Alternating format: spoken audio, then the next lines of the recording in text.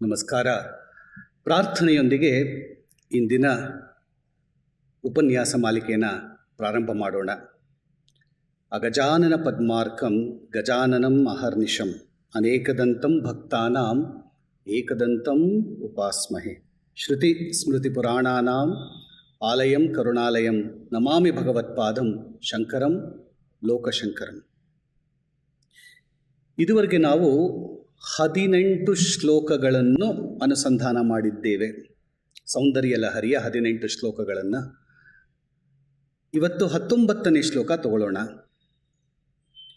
ಇದು ಒಂದು ದಿನದಲ್ಲಿ ಆಗೋದಲ್ಲ. ಇದು 19ನೇ ಶ್ಲೋಕ. ಕಳೆದ ಬಾರಿ ನೋಡಿದ್ವಿ 9ನೇ ಶ್ಲೋಕ ತಗೊಂಡಾಗ 1-2 ದಿನ ಮಾಡಿದ್ವಿ ಅದನ್ನು ಅನುಸಂಧಾನ. ಹಾಗೆ 11ನೇ ಶ್ಲೋಕ ತಗೊಂಡಾಗ 3 ದಿನ ಅನುಸಂಧಾನ ಮಾಡಿದ್ವಿ. 19ನೇ ಶ್ಲೋಕ ಕ್ಲಿಷ್ಟ. ಯಾಕೆಂದರೆ ಭಗವತಿಗೆ 3 ಸ್ವರೂಪಗಳಿವೆ ಅಂತ ನಾನು ಹೇಳ್ತಾ ಬಂದಿದ್ದೇನೆ. ಒಂದು ಸಗುಣ ಸ್ವರೂಪ, ಅದು ಸ್ಥೂಲ ರೂಪ ಅಂತ ಕರಿತೀವಿ. ಇನ್ನೊಂದು ಸೂಕ್ಷ್ಮ ರೂಪ, ಕಡೆಗೆ ಪರಾರೂಪ. ಸಗುಣ ರೂಪ ನಮಗೆ ಗೊತ್ತಿರೋದೆ. ಸೂಕ್ಷ್ಮ ರೂಪ ಅಂತ ಇದೆ ಭಗವತಿದು. ಅದರಲ್ಲೂ 3 ಗ್ರೇಡ್ ಬರುತ್ತೆ: ಸೂಕ್ಷ್ಮ, ಸೂಕ್ಷ್ಮತಮ, ಸೂಕ್ಷ್ಮತರ ಹಾಗೂ ಸೂಕ್ಷ್ಮತಮ. ಸೂಕ್ಷ್ಮ ರೂಪ ಅವಳ ಮಂತ್ರಸ್ವರೂಪ. ಅದು ಪಂಚದಶಾಕ್ಷರಿ ವಿದ್ಯೆ ಅಂತ ಕರಿತೀವಿ. ಅವಳ ಮಂತ್ರಸ್ವರೂಪ, ಶಬ್ದ ಸ್ವರೂಪ. ಅದಕ್ಕಿಂತ ಸೂಕ್ಷ್ಮವಾದದ್ದು ಅವಳ ಕಾಮಕಲಾ ಸ್ವರೂಪ ಅಂತ ಬರುತ್ತೆ. ಕಾಮಕಲಾ ಸ್ವರೂಪಕ್ಕಿಂತ ಸೂಕ್ಷ್ಮವಾದದ್ದು ಕುಂಡಲಿನಿ ಸ್ವರೂಪ. ಕಡೆಗೆ ಬರೋದು ಪರಾಸ್ವರೂಪ. ಈ ಪರಾಸ್ವರೂಪವನ್ನು ನಾವು ಶಿವಶಕ್ತಿಯುಕ್ತೋ ಯದಿ ಭವತಿ ಶಕ್ತಃ ಎನ್ನುವಾಗ ಅದರ ಅನುಸಂಧಾನ ಮಾಡಿದ್ದೇವೆ. ಅದು ಮಾಡಿದ್ದೇವೆ ಅಂತಲೂ ನಮ್ಗೆ ಗೊತ್ತಿರಲ್ಲ. ಯಾಕಂದರೆ ಪರಬ್ರಹ್ಮ ಸ್ವರೂಪಿಣಿಯಾದ ಭಗವತಿ ಹಾಗೂ ಪರಬ್ರಹ್ಮ ಸ್ವರೂಪನಾದ ಭಗವಂತನಾದ ಸದಾಶಿವ, ಅವರಿಬ್ಬರನ್ನು ಅರ್ಥ ಮಾಡಿಕೊಳ್ಳೋದೇ ಈ ಸೌಂದರ್ಯ ಲಹರಿಯ ಒಂದು ಉದ್ದೇಶ. ಸೊ ಹಾಗಾಗಿ ಪರಾಸ್ವರೂಪದಲ್ಲಿ ನಾವು ಅವರನ್ನು ಅನುಸಂಧಾನ ಮಾಡಬೇಕು ಅಂದರೆ ನಾವು ಕುಂಡಲಿನಿಯನ್ನು ಮೇಲಕ್ಕೆ ಎತ್ತಿ ಆಜ್ಞೆಯಿಂದ ಸಹಸ್ರಾರಕ್ಕೆ ತಲುಪಿಸಿ ಶಿವಶಕ್ತಿಯರನ್ನು ನಾವು ಒಟ್ಟಿಗೆ ಒಬ್ಬರನ್ನೊಬ್ಬರು ಭೇಟಿ ಮಾಡಿಸಿ, ಸಾಧಕನಾದ ನಾನು ಸಮಾಧಿಗೆ ಹೋಗಿ ತುರಿಯಾತೀತದಲ್ಲಿ ಇದ್ದಾಗ ಮಾತ್ರ ನನಗೆ ಪರಾಸ್ವರೂಪದ ಅನುಭವ ಆಗುತ್ತೆ. ಅದು ಆನಂದ ಲಹರಿಯಾಗಿ ನನಗೆ, ಜ್ಞಾನಾನಂದ ಲಹರಿಯಾಗಿ ನನಗೆ ಅನುಭವಕ್ಕೆ ಬರುತ್ತೆ. ಇದು ಭಗವತಿಯ ಪರಾಸ್ವರೂಪದ ದರ್ಶನ ಮಾಡಬೇಕು ಅಂದರೆ ಆ ಲೆವೆಲಲ್ಲಿ ಮಾಡಬೇಕು. ಅದಕ್ಕಿಂತ ಕೆಳಗಿನದು ಕುಂಡಲಿನಿ ಸ್ವರೂಪ. ಕುಂಡಲಿನಿ ಸ್ವರೂಪ ನಮ್ಮ ಅನುಭವಕ್ಕೆ ಬರುತ್ತೆ. ಯಾಕಂದರೆ ಕುಂಡಲಿನಿಯನ್ನು ಮೇಲಕ್ಕೆ ಹತ್ತಿಸಿದಾಗ ಕುಂಡಲಿನಿ ಅನುಭವ ಬರುತ್ತೆ. ಎಲ್ಲಿವರೆಗೆ? ಕುಂಡಲಿನಿಯು ಹತ್ತಿ ಸಹಸ್ರಾರಕ್ಕೆ ಏರಿ ಸಹಸ್ರಾರದಲ್ಲಿ ಶಿವನನ್ನು ಸೇರುವವರೆಗೆ ಅವಳು ಕುಂಡಲಿನಿ ಅಲ್ವಾ? ಅದನ್ನು ನಾವು 9ನೇ ಶ್ಲೋಕದಲ್ಲಿ ನೋಡಿದ್ದೀವಿ, ಮಹಿಮೂಲಾಧಾರೆ. 10ನೇ ಶ್ಲೋಕದಲ್ಲಿ ನೋಡಿದ್ದೀವಿ ಅವಳು ಮತ್ತೆ ಕುಂಡಲಿನಿಯಾಗಿ ಮತ್ತೆ ಕೆಳಗೆ ಬಂದು ಮೂಲಾಧಾರದಲ್ಲಿ ಸೇರ್ತಾಳೆ ಅಂತ. ಅದು ಕುಂಡಲಿನಿಯ ಸ್ವರೂಪ. ಅದಕ್ಕಿಂತ ಕೆಳಗಿನದು ಸ್ವಲ್ಪ ಸೂಕ್ಷ್ಮದ್ದು ಕಾಮಕಲಾ ಸ್ವರೂಪ. ಅದಕ್ಕೆ ಬರೋಣ. 19ನೇ ಶ್ಲೋಕ ಕಾಮಕಲಾ ಸ್ವರೂಪದ ಬಗ್ಗೆ ಇರೋದು. ಏನು ಹಾಗಿದ್ರೆ ಅಂತ ತಿಳ್ಕೊಳ್ಳೋಣ. ಅದಕ್ಕಿಂತ ಇನ್ನೂ ಕಡಿಮೆ ಸೂಕ್ಷ್ಮ ಅಂತಂದರೆ ಅವಳ ಮಂತ್ರಸ್ವರೂಪ. ಈ ಮಂತ್ರಸ್ವರೂಪವು ನಮ್ಮ ಮೂಲಾಧಾರದಲ್ಲಿ ಪರಾವಾಕ್ಕಾಗಿ ದೇವಿ ಕುಳಿತಿರ್ತಾಳೆ. ಕುಂಡಲಿನಿಯಾಗಿ ನಿದ್ರೆ ಮಾಡ್ತಿರ್ತಾಳೆ, ಆದರೆ ಮಂತ್ರಸ್ವರೂಪಿಣಿಯಾಗಿ ಎಚ್ಚರವಾಗಿರ್ತಾಳೆ. ಆದ್ದರಿಂದಲೇ ನಾವು ಉಚ್ಚಾರಣೆ ನಮಗೆ ಸಾಧ್ಯ. ನಮಗೆ ವಾಂಗ್ಮಯ ಲೋಕದಲ್ಲಿ ನಾವು ವಿಹಾರ ಮಾಡೋಕ್ಕೆ ಸಾಧ್ಯ. ಅಂದರೆ ನಮಗೆ ಭಾಷೆ ಎನ್ನೋದು ಬರುತ್ತೆ. ಯಾಕೆಂದರೆ ಅವಳು ಮಂತ್ರಸ್ವರೂಪಿಣಿಯಾಗಿ ನಮ್ಮ ಒಳಗೆ ಕೂತಿರ್ತಾಳೆ. ಅದನ್ನು ನಾವು 32ನೇ ಶ್ಲೋಕಕ್ಕೆ ಬಂದಾಗ ಶಿವಶಕ್ತಿ ಕಾಮಃ ಅನ್ನೋ ಸೌಂದರ್ಯ ಲಹರಿಯ 32ನೇ ಶ್ಲೋಕಕ್ಕೆ ಬಂದಾಗ ಯೋಚನೆ ಬರ್ತೀವದು. ಅದು ಶ್ರೀವಿದ್ಯಾ ಮಂತ್ರ ಸ್ವರೂಪ, ಮೂಲಾಧಾರ. ಅವಳು ಕುಂಡಲಿನಿಯಾಗಿ ಸ್ವಲ್ಪ ಮೇಲಕ್ಕೆ ಹತ್ತಿದ ತಕ್ಷಣ ನಮ್ಮ ಸ್ವಾಧಿಷ್ಠಾನ ಚಕ್ರ ಅಂತ ಕರಿತೀವಲ್ಲ, ಅಲ್ಲಿ ಅವಳು ಕಾಮಕಲಾ ಸ್ವರೂಪಿಣಿಯಾಗಿ ಸ್ವಲ್ಪ ಸೂಕ್ಷ್ಮವಾಗಿ ಹತ್ತಾಳೆ. ಅಲ್ಲಿಂದ ಮಣಿಪೂರಕ್ಕೆ ಹತ್ತಿದಾಗ ಅವಳು ಕುಂಡಲಿನಿಯಾಗಿ ಹತ್ತಿ ಮತ್ತೆ ಮೇಲಕ್ಕೆ ಹೋಗ್ತಾಳೆ. ಆದ್ದರಿಂದ ಸೂಕ್ಷ್ಮ, ಸೂಕ್ಷ್ಮ ತರ, ಸೂಕ್ಷ್ಮತಮ ಎನ್ನುವ 3 ಸ್ವರೂಪಗಳನ್ನು ಅವಳು ತೆಗೆದುಕೊಳ್ಳುತ್ತಾಳೆ. ನಮ್ಮೊಳಗೆ ಇರ್ತಾಳೆ 3 ಸ್ವರೂಪದಲ್ಲಿ. ಆದರೆ ನಮಗೆ ಇದು ಗೋಚರ ಆಗಲ್ಲ. ಯಾಕಂದರೆ ನಮ್ಮ ಸೂಕ್ಷ್ಮ ಸ್ವರೂಪವೇ ನಮಗೆ ತಿಳಿದಿಲ್ಲ. ಅಂದರೆ ನಮ್ಮ ಚಕ್ರಗಳಿದೆ ಅಂತಲೇ ಗೊತ್ತಿಲ್ಲ. ಚಕ್ರಗಳಲ್ಲಿ ಅವರು ಇದ್ದಾರೆ ಅಂತ ಗೊತ್ತಿಲ್ಲ. ಸೌಂದರ್ಯ ಲಹರಿಯಲ್ಲಿ ಇದನ್ನು ಆದಿಶಂಕರರು ಒಂದು ಒಗಟಿನ ರೂಪದಲ್ಲಾಗಲಿ ಫಾರ್ಮುಲಾ ರೂಪದಲ್ಲಾಗಲಿ ಇಟ್ಟಿದ್ದಾರೆ. ಅದನ್ನು ಬಿಡಿಸಿ ಬಿಡಿಸಿ ಬಿಡಿಸಿ ನಾವು ನೋಡ್ಕೋಬೇಕು. ಅವರು ಇಟ್ಟಾಗ ಏನು ಮಾಡ್ತಾರೆ, ಎಸ್ಪೆಷಲಿ ಈ 19ನೇ ಶ್ಲೋಕ ತಗೊಂಡಾಗ ಅದು ಸ್ಥೂಲ ರೂಪದಲ್ಲಿ ಹೇಗೋ ಕಾಣಿಸುತ್ತೆ ನಮಗೆ. ಯಾಕೆ ಹೀಗೆ ಬರೆದಿದ್ದಾರೆ? ಮುಖಂ ಬಿಂದುಂ ಕೃತ್ವ ಅಂತ ಬರುತ್ತೆ ಶ್ಲೋಕ. ಅನುಸಂಧಾನ ಮಾಡೋಣ. ಆದರೆ ನನ್ನ ಕೆಲಸ ಏನು ಅಂದರೆ ಅದರಲ್ಲಿರೋ 2-3 ಸಿಪ್ಪೆಗಳನ್ನು ತೆಗೆದು ಒಳಗಿರುವ ಹೂರಣವನ್ನು ನಾನು ಕೊಡಬೇಕು. ಆವಾಗ ಮಾತ್ರ ಈ ಶ್ಲೋಕದ ಅನುಸಂಧಾನ ಸಾಧ್ಯ ಅಲ್ವಾ? ಸೊ ಈ ಕಾಮಕಲಾ ಸ್ವರೂಪ ಎಂದರೆ ಏನು ಅಂತ ತಿಳಿಯೋದು ಕಷ್ಟವಿಲ್ಲ. ಶಿವನು ಪರಬ್ರಹ್ಮ ಸ್ವರೂಪ ಹಾಗೂ ಅವನಿಗೆ ಕಾಮೇಶ್ವರ ಎನ್ನುವ ಒಂದು ಪುರುಷ ರೂಪ ಇದೆ ಅವನಿಗೆ. ಹಾಗೆ ಶಕ್ತಿಗೆ ಕಾಮೇಶ್ವರಿ ಎನ್ನುವ ಸ್ತ್ರೀ ರೂಪ ಇದೆ. ಇವರು ಆದಿದಂಪತಿಗಳು ಅಂತ ಆದ ಮೇಲೆ ನಾವು ಈ ಪುರುಷ ಸ್ತ್ರೀ ಅಂತ ಹೇಳ್ತೀವಿ. ಇವ್ರಿಗೆ ಲಿಂಗ ಭೇದ ಇದೆಯಾ? ಪರಬ್ರಹ್ಮ ಸ್ವರೂಪವಾದರೆ ಅವನು ಪುರುಷ, ಇವಳು ಸ್ತ್ರೀ ಅನ್ನೋದೇನಾದರೂ ಇದೆಯಾ? ನಮ್ಮ ಮಟ್ಟಿಗೆ ನಾವು ಅರ್ಥ ಮಾಡ್ಕೊಳ್ಳೋದಕ್ಕೆ ಅವರು ಸ್ತ್ರೀ ಪುರುಷ ಶಿವಶಕ್ತಿ ಅಂತ ಹೇಳ್ತೀವಿ. ಆದರೆ ಅವರು ತತ್ವಸ್ವರೂಪರು, ಲಿಂಗವನ್ನು ಮೀರಿದವರು. ಆದರೆ ಅವನಿಗೂ ಮತ್ತು ಅವಳಿಗೂ ಒಂದು ಭೇದ ಕೊಡಬೇಕಲ್ಲ. ಅವನು ಬೇರೆ ಇವನು ಬೇರೆ ಅಂತ ಆದಿಯಲ್ಲಿ ಸೃಷ್ಟಿಗೆ ಮೊದಲು ಪರಬ್ರಹ್ಮ ತತ್ವವಾಗಿ ಒಂದಾಗಿರ್ತಾರೆ. ಆದರೆ ಅವರು ಶಿವಶಕ್ತಿಯರಾಗಿ ಬೇರೆ ಆಗಿಬಿಡ್ತಾರಲ್ಲ. ಬ್ರಹ್ಮಾಂಡ ಸೃಷ್ಟಿ ಆಗಬೇಕಾದಾಗ ಬೇರೆ ಆದಾಗ ಆ ತತ್ವಗಳು ಯಾವುವು ಆ ತತ್ವಗಳು ಅಂತ ಡೆಫಿನೇಷನ್ ಮಾಡ್ಕೊಂಡು ಹೋಗ್ತೀವಿ. ಯಾರು ಇರು, ಶಿವ ಅಂದರೆ ಯಾರು, ಶಿವತತ್ವ ಅಂದ್ರೇನು, ಶಕ್ತಿ ತತ್ವ ಅಂದ್ರೇನು ಅಂತ ಹುಡುಕೊಂಡು ಹೋದಾಗ ಆಮೇಲೆ ಶಕ್ತಿ ತತ್ವ ಬ್ರಹ್ಮಾಂಡವಾಗತ್ತೆ, ಶಿವ ಸಾಕ್ಷಿಭೂತವಾಗಿ ನಿಂತ್ಕೋತಾನೆ ಅಂತೆಲ್ಲ ನಾವು ಅರ್ಥ ಮಾಡ್ಕೊಳ್ಳೋಕೆ ಹೋಗ್ತೀವಲ್ಲ. ಆ ಸ್ವರೂಪವನ್ನು ಕಾಮಕಲಾ ಸ್ವರೂಪ ಅಂತ ಕರೆದಿದ್ದಾರೆ. ಆಯ್ತಾ? ಅದರಲ್ಲಿ ಕೂಡ ಬ್ರಹ್ಮಾಂಡ ಜನನಿ ಹೇಗಾಗ್ತಾಳೆ ತಾಯಿ, ಅವಳ ಮಾತೃಸ್ವರೂಪ ಅದನ್ನು ಎಕ್ಸ್ಪ್ಲೇನ್ ಮಾಡಿದ್ದಾರೆ. ಮಾತೃಸ್ವರೂಪ ಅಂದರೆ ಅವಳು ಮಹಾಯೋನಿಯಾಗುತ್ತಾಳೆ, ಅವಳಿಂದಲೇ ಸಕಲ ಜೀವಾತ್ಮ ಹಾಗೂ ಬ್ರಹ್ಮಾಂಡವು ಉದ್ಭವಿಸುತ್ತವೆ ಅಂತ ಹೇಳಬೇಕಾದ್ರೆ ಅವಳು ಮಹಾಯೋನಿ ಆಗಬೇಕಲ್ಲ. ಆ ತಾಯ್ತನ, ಅವಳು ಶಿವನಿಂದ ಬೇರೆಯಾಗಿ ಶಕ್ತಿಯಾಗಿ ಇರ್ತಾಳೆ ವ್ಯಷ್ಟಿಯಲ್ಲಿ, ಹಾಗೆ ಶಿವನ ಜೊತೆ ಸಮಷ್ಟಿಯಾಗೂ ಜೊತೆಗಿರ್ತಾಳೆ. 2 ರೂಪದಲ್ಲಿ ಸಿಗ್ತಾಳೆ ನಮಗೆ. ಅವಳು ಶಿವನಿಗೆ ಹೆಂಡತಿಯಾದರೆ ಬ್ರಹ್ಮಾಂಡಕ್ಕೆ ತಾಯಿ. ಶಿವನ ಹೆಂಡತಿಯಾಗಿ ಶಿವ ಅವಳನ್ನು ನೋಡ್ತಾ ಇದ್ದಾನೆ, ಆದರೆ ನಾವು ಅವಳನ್ನು ತಾಯಿಯಾಗಿ ನೋಡ್ತಾ ಇದ್ದೀವಿ. ಅಂದರೆ ಅವಳಿಗೆ ತಾಯ್ತನ ಎಲ್ಲಿಂದ ಬಂತು? ಅವಳೇ ಆದಿ ಅಲ್ವಾ? ನಮಗೆ ಗೊತ್ತು ನಾವು ನಮ್ಮ ತಾಯಿಯ ಗರ್ಭದಿಂದ, ತಾಯಿಯ ಯೋನಿಯಿಂದ ನಾವು ಹುಟ್ಟಿದ್ದೀವಿ ಅಂತ. ಅವಳು ಯಾವ ಯೋನಿಯಿಂದ ಹುಟ್ಟಿದ್ದಾಳೆ? ಅವಳೇ ಮಹಾಯೋನಿ ಅಲ್ವಾ? ಅಂದರೆ ಅವಳಿಗೆ ಯೋನಿ ಸ್ವರೂಪವು ಬರಬೇಕಾದರೆ ಆ ಯೋನಿ ಸ್ವರೂಪ ಅಂದರೆ ಪ್ರಸವ, ಅವಳು ಗರ್ಭಧಾರಣೆಯನ್ನು, ಬ್ರಹ್ಮಾಂಡವೆನ್ನುವ ಗರ್ಭವನ್ನು ಧಾರಣೆ ಮಾಡಬೇಕಾದರೆ ಅವಳಿಗೆ ಆ ಶಕ್ತಿಯಲ್ಲಿಂದ ಬಂತು ಅಂದಾಗ ಆ ಶಕ್ತಿಯೇ ಕಾಮಕಲಾ ಶಕ್ತಿ. ಅರ್ಥ ಆಯ್ತಾ? ಇದು ಈ ಲೆವೆಲ್ನಲ್ಲಿ ಇದು ತಗೊಂಡು ಹೋಗಿದೆ. ಅದಕ್ಕೆ ಇದು ತಂತ್ರ. ಬ್ರಹ್ಮಾಂಡ ಜನನಿ ಅಂತ ಒಂದು ಮಾತಲ್ಲಿ ಹೇಳಿಬಿಡ್ತೀವಿ. ಆ ಜನನಿಯ ಸ್ವರೂಪವೇನು ಅಂತ ಹೇಳ್ಕೊಂಡು ಬಂದಾಗ ಈ ಶ್ಲೋಕದಲ್ಲಿ ಅದನ್ನು ಇಟ್ಟಿದ್ದಾರೆ. ಈ ಶ್ಲೋಕನ ತಗೊಳ್ಳೋಣ, ಪ್ರಸಂಗ ತಗೊಂಡು ಅರ್ಥ ಮಾಡ್ಕೊಳ್ಳೋಣ. ಆದರೆ ಡೀಪಾಗಿ ಹೋಗಬೇಕು. ಯಾಕಂದರೆ ಇದೇ ಎಲ್ಲ ಕಾನ್ಸೆಪ್ಟ್ಸ್ನೂ ತಂದು ಒಂದು ಜಾಗದಲ್ಲಿ ನಿಲ್ಲಿಸುತ್ತೆ. ಸೊ ಸುಮಾರು ಡೌಟ್ಸ್ ನಮಗೆ ಕ್ಲಿಯರ್ ಆಗುತ್ತೆ, ಮತ್ತು ಇನ್ನೂ ಅನೇಕ ಡೌಟ್ಸು ಮತ್ತೆ ಓಪನ್ ಅಪ್ ಆಗುತ್ತೆ. ಸೊ ಹಾಗೆ 41 ಶ್ಲೋಕ ಅನುಸಂಧಾನ ಮಾಡ್ತಾ ಮಾಡ್ತಾ ಮಾಡ್ತಾ ಬೇಕಾದಷ್ಟು ನಮ್ಮಲ್ಲಿರೋ ಆಂತರಿಕ ತಳಮಳಗಳು ಕಡಿಮೆ ಆಗ್ತಾ ಬರುತ್ತೆ. ಈಗ 19ನೇ ಶ್ಲೋಕದ ಏನು ಹೇಳುತ್ತೆ ಅಂದರೆ, ಜಗನ್ಮಾತೆಯ ಶ್ರೀವಿದ್ಯಾರೂಪವಾದ ಕಾಮಕಲೆಯ ಸ್ವರೂಪ. ಅರ್ಥಾತ್ ಈ ಕಾಮಕಲೆಯೂ ಕೂಡ ಒಂದು ಶ್ರೀವಿದ್ಯಾ ಸ್ವರೂಪವೇ, ಅತ್ಯಂತ ಮುಖ್ಯವಾದ ಸ್ವರೂಪ.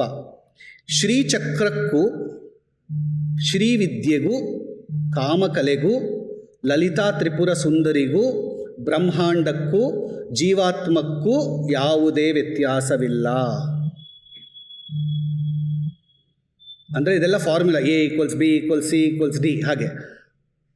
ಆ ಪ್ರೂಫ್ನ ಹೇಗೆ ಇದು ಒಂದಕ್ಕೆಲ್ಲ ಅದ್ವೈತ ಸಮಾನವಾದದ್ದು ಅಂತ ಹೇಳೋದಕ್ಕೆ ಶ್ರೀವಿದ್ಯೆ ಅನ್ನೋದನ್ನು ನಾವು ಕಲಿಬೇಕು.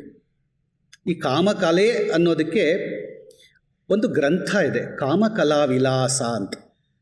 ಆ ಕಾಮಕಲಾ ವಿಲಾಸವನ್ನು ನಾವು ಸ್ಟಡಿ ಮಾಡಿದ್ರೆ ಮಾತ್ರ ಭಗವತಿಯ ಕಾಮಕಲಾ ಸ್ವರೂಪ ಅರ್ಥ ಆಗುತ್ತೆ. ಯಾಕೆ ಮುಖ್ಯ ಅಂದರೆ, ನನ್ನಲ್ಲಿ ಕೂಡ ಅರ್ಧನಾರೀಶ್ವರ ಸ್ವರೂಪರಲ್ವ ನಾವು, ಹಾಗಾಗಿ ನಮ್ಮಲ್ಲೂ ಕಾಮಕಲೆ ಇದೆ. ಲಿಂಗದಿಂದ ನಾನು ಪುರುಷನಾಗಿರಬಹುದು, ಮತ್ತೊಬ್ಬರು ಲಿಂಗದಿಂದ ಸ್ತ್ರೀಯಾಗಿರಬಹುದು, ಆದರೆ ನಾವು ಹುಟ್ಟುವ ಮೊದಲು, ಲಿಂಗವು ನಮ್ಮಲ್ಲಿ ಬರುವುದಕ್ಕೆ ಮೊದಲು ನಾವು ಒಬ್ಬ ಜೀವಾತ್ಮರು ಅಲ್ವಾ. ಆದ್ದರಿಂದ ಆ ಕಾಮಕಲೆ ಅನ್ನೋದು ಗಂಡಿನಲ್ಲೂ ಇದೆ, ಹೆಣ್ಣಿನಲ್ಲೂ ಇದೆ. ಸೊ ನಾವು ಕಾಮಕಲಾ ಸ್ವರೂಪರೇ. ಆ ಒಂದು ದೃಷ್ಟಿಯಲ್ಲಿ ನೋಡಿದಾಗ ಪುರುಷನು ವೀರ್ಯವಂತನಾಗಿದ್ದರಿಂದ ಅವನಿಗೆ ಶ್ವೇತಬಿಂದು ಅಂತ ಹೆಸರು. ಸ್ತ್ರೀಯು ರಕ್ತಬಿಂದುವಾದ್ದರಿಂದ ಅವಳಿಗೆ ರಕ್ತಬಿಂದು ಅನ್ನೋ ಹೆಸರು. ಅದೆರಡು ಸೇರಿದಾಗ ಒಂದು ಮಗು ಅಂತ ಹುಟ್ಟುತ್ತೆ ಅಲ್ವಾ. ಹಾಗೆ ಬ್ರಹ್ಮಾಂಡದಲ್ಲಿ ಶಿವನಿಗೆ ಶ್ವೇತಬಿಂದು ಅಂತ ಹೆಸರು, ಶಕ್ತಿಗೆ ರಕ್ತಬಿಂದು ಅನ್ನೋ ಹೆಸರು.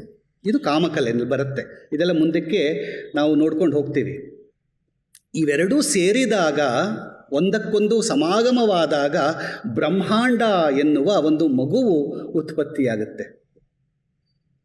ಆ ಗರ್ಭವತಿಯಾದ, ಬ್ರಹ್ಮಾಂಡದ ಆದ ದೇವಿಯನ್ನೇ ನಾವು ಹಿರಣ್ಯ ಗರ್ಭ ಅಂತ ಕರೆಯೋದು. ಆ ಗರ್ಭವು, ಬ್ರಹ್ಮಾಂಡವೆನ್ನುವ ಗರ್ಭವು ಹಿರಣ್ಮಯವಾಗಿರುತ್ತೆ. ಹಾಗೆ ಯಾಕಿದನ್ನು ಹೇಳ್ತಾ ಇದ್ದೀನಿ ಅಂದರೆ, ದೇವಿಯನ್ನು ಒಂದು ಸ್ತ್ರೀ ಎಂದು ಭಾವಿಸಿದಾಗ, ಭಗವತಿಯನ್ನು ಮಾತೃ ಸ್ವರೂಪದಲ್ಲಿ ಭಾವಿಸಿದಾಗ ನಮಗೆ ಈ ಶ್ಲೋಕ ಅರ್ಥ ಆಗುತ್ತೆ. ಇಲ್ಲದೇ ಇದ್ದರೆ, ಒಂದು ಸಗುಣದ ಹಿನ್ನೆಲೆಯಲ್ಲಿ ಇಲ್ಲದೆ ಹೋದರೆ ಈ ಶ್ಲೋಕ ಅರ್ಥ ಆಗಲ್ಲ ಅನ್ನೋ ದೃಷ್ಟಿಯಿಂದ ಈ ಶ್ಲೋಕನ ಒಂದು ಸ್ತ್ರೀ ದೇಹಕ್ಕೆ ಹೋಲಿಸಿ ರಚನೆ ಮಾಡಿದ್ದಾರೆ ಅಷ್ಟೇ. ನಾವಿದನ್ನು ಸ್ತ್ರೀ ಅಂತ ತಗೊಂಡು ಹೋಗ್ಬಿಟ್ರೆ ನಮಗೆ ಬೇರೆ ರೀತಿ ಕಾಣಿಸುತ್ತೆ ಈ ಶ್ಲೋಕ ಅಲ್ವಾ. ಯಾಕಿದನ್ನು ಹೇಳ್ತಾ ಇದ್ದೀನಿ, ಹೇಳ್ಕೊಂಡು ಬಂದರೆ ಅರ್ಥ ಆಗುತ್ತೆ. ಪ್ರಸಂಗ ನೋಡೋಣ.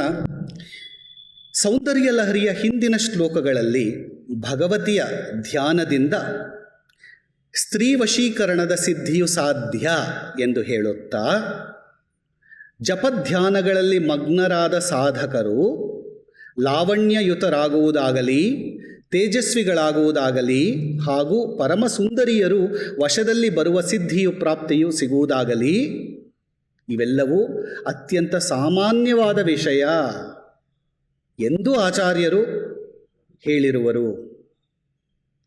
ಹಿಂದಿನ ಶ್ಲೋಕಗಳಲ್ಲಿ ನೋಡಿದ್ದೀವಲ್ಲ, ಕಿಂದರ ಜೋಗಿ ಬೇಕಾದಷ್ಟು ಸ್ತ್ರೀ ವಶೀಕರಣ ಆಗುತ್ತೆ. ಒಬ್ಬ ಸಾಮಾನ್ಯವಾದ ಮುದುಕನಾಗಿರಲಿ, ಈ 12ನೇ ಶ್ಲೋಕದಲ್ಲಿ ನೋಡಿದ್ದೀವಿ, ನರಂ ವರ್ಷೀಯಾಂಸಂ ಅಂತೆಲ್ಲ ಅಲ್ವಾ. ಅದನ್ನು ನೋಡಿದ ಮೇಲೆ ಈಗ 19ಕ್ಕೆ ಬರ್ತಾ ಇದ್ದೀವಿ.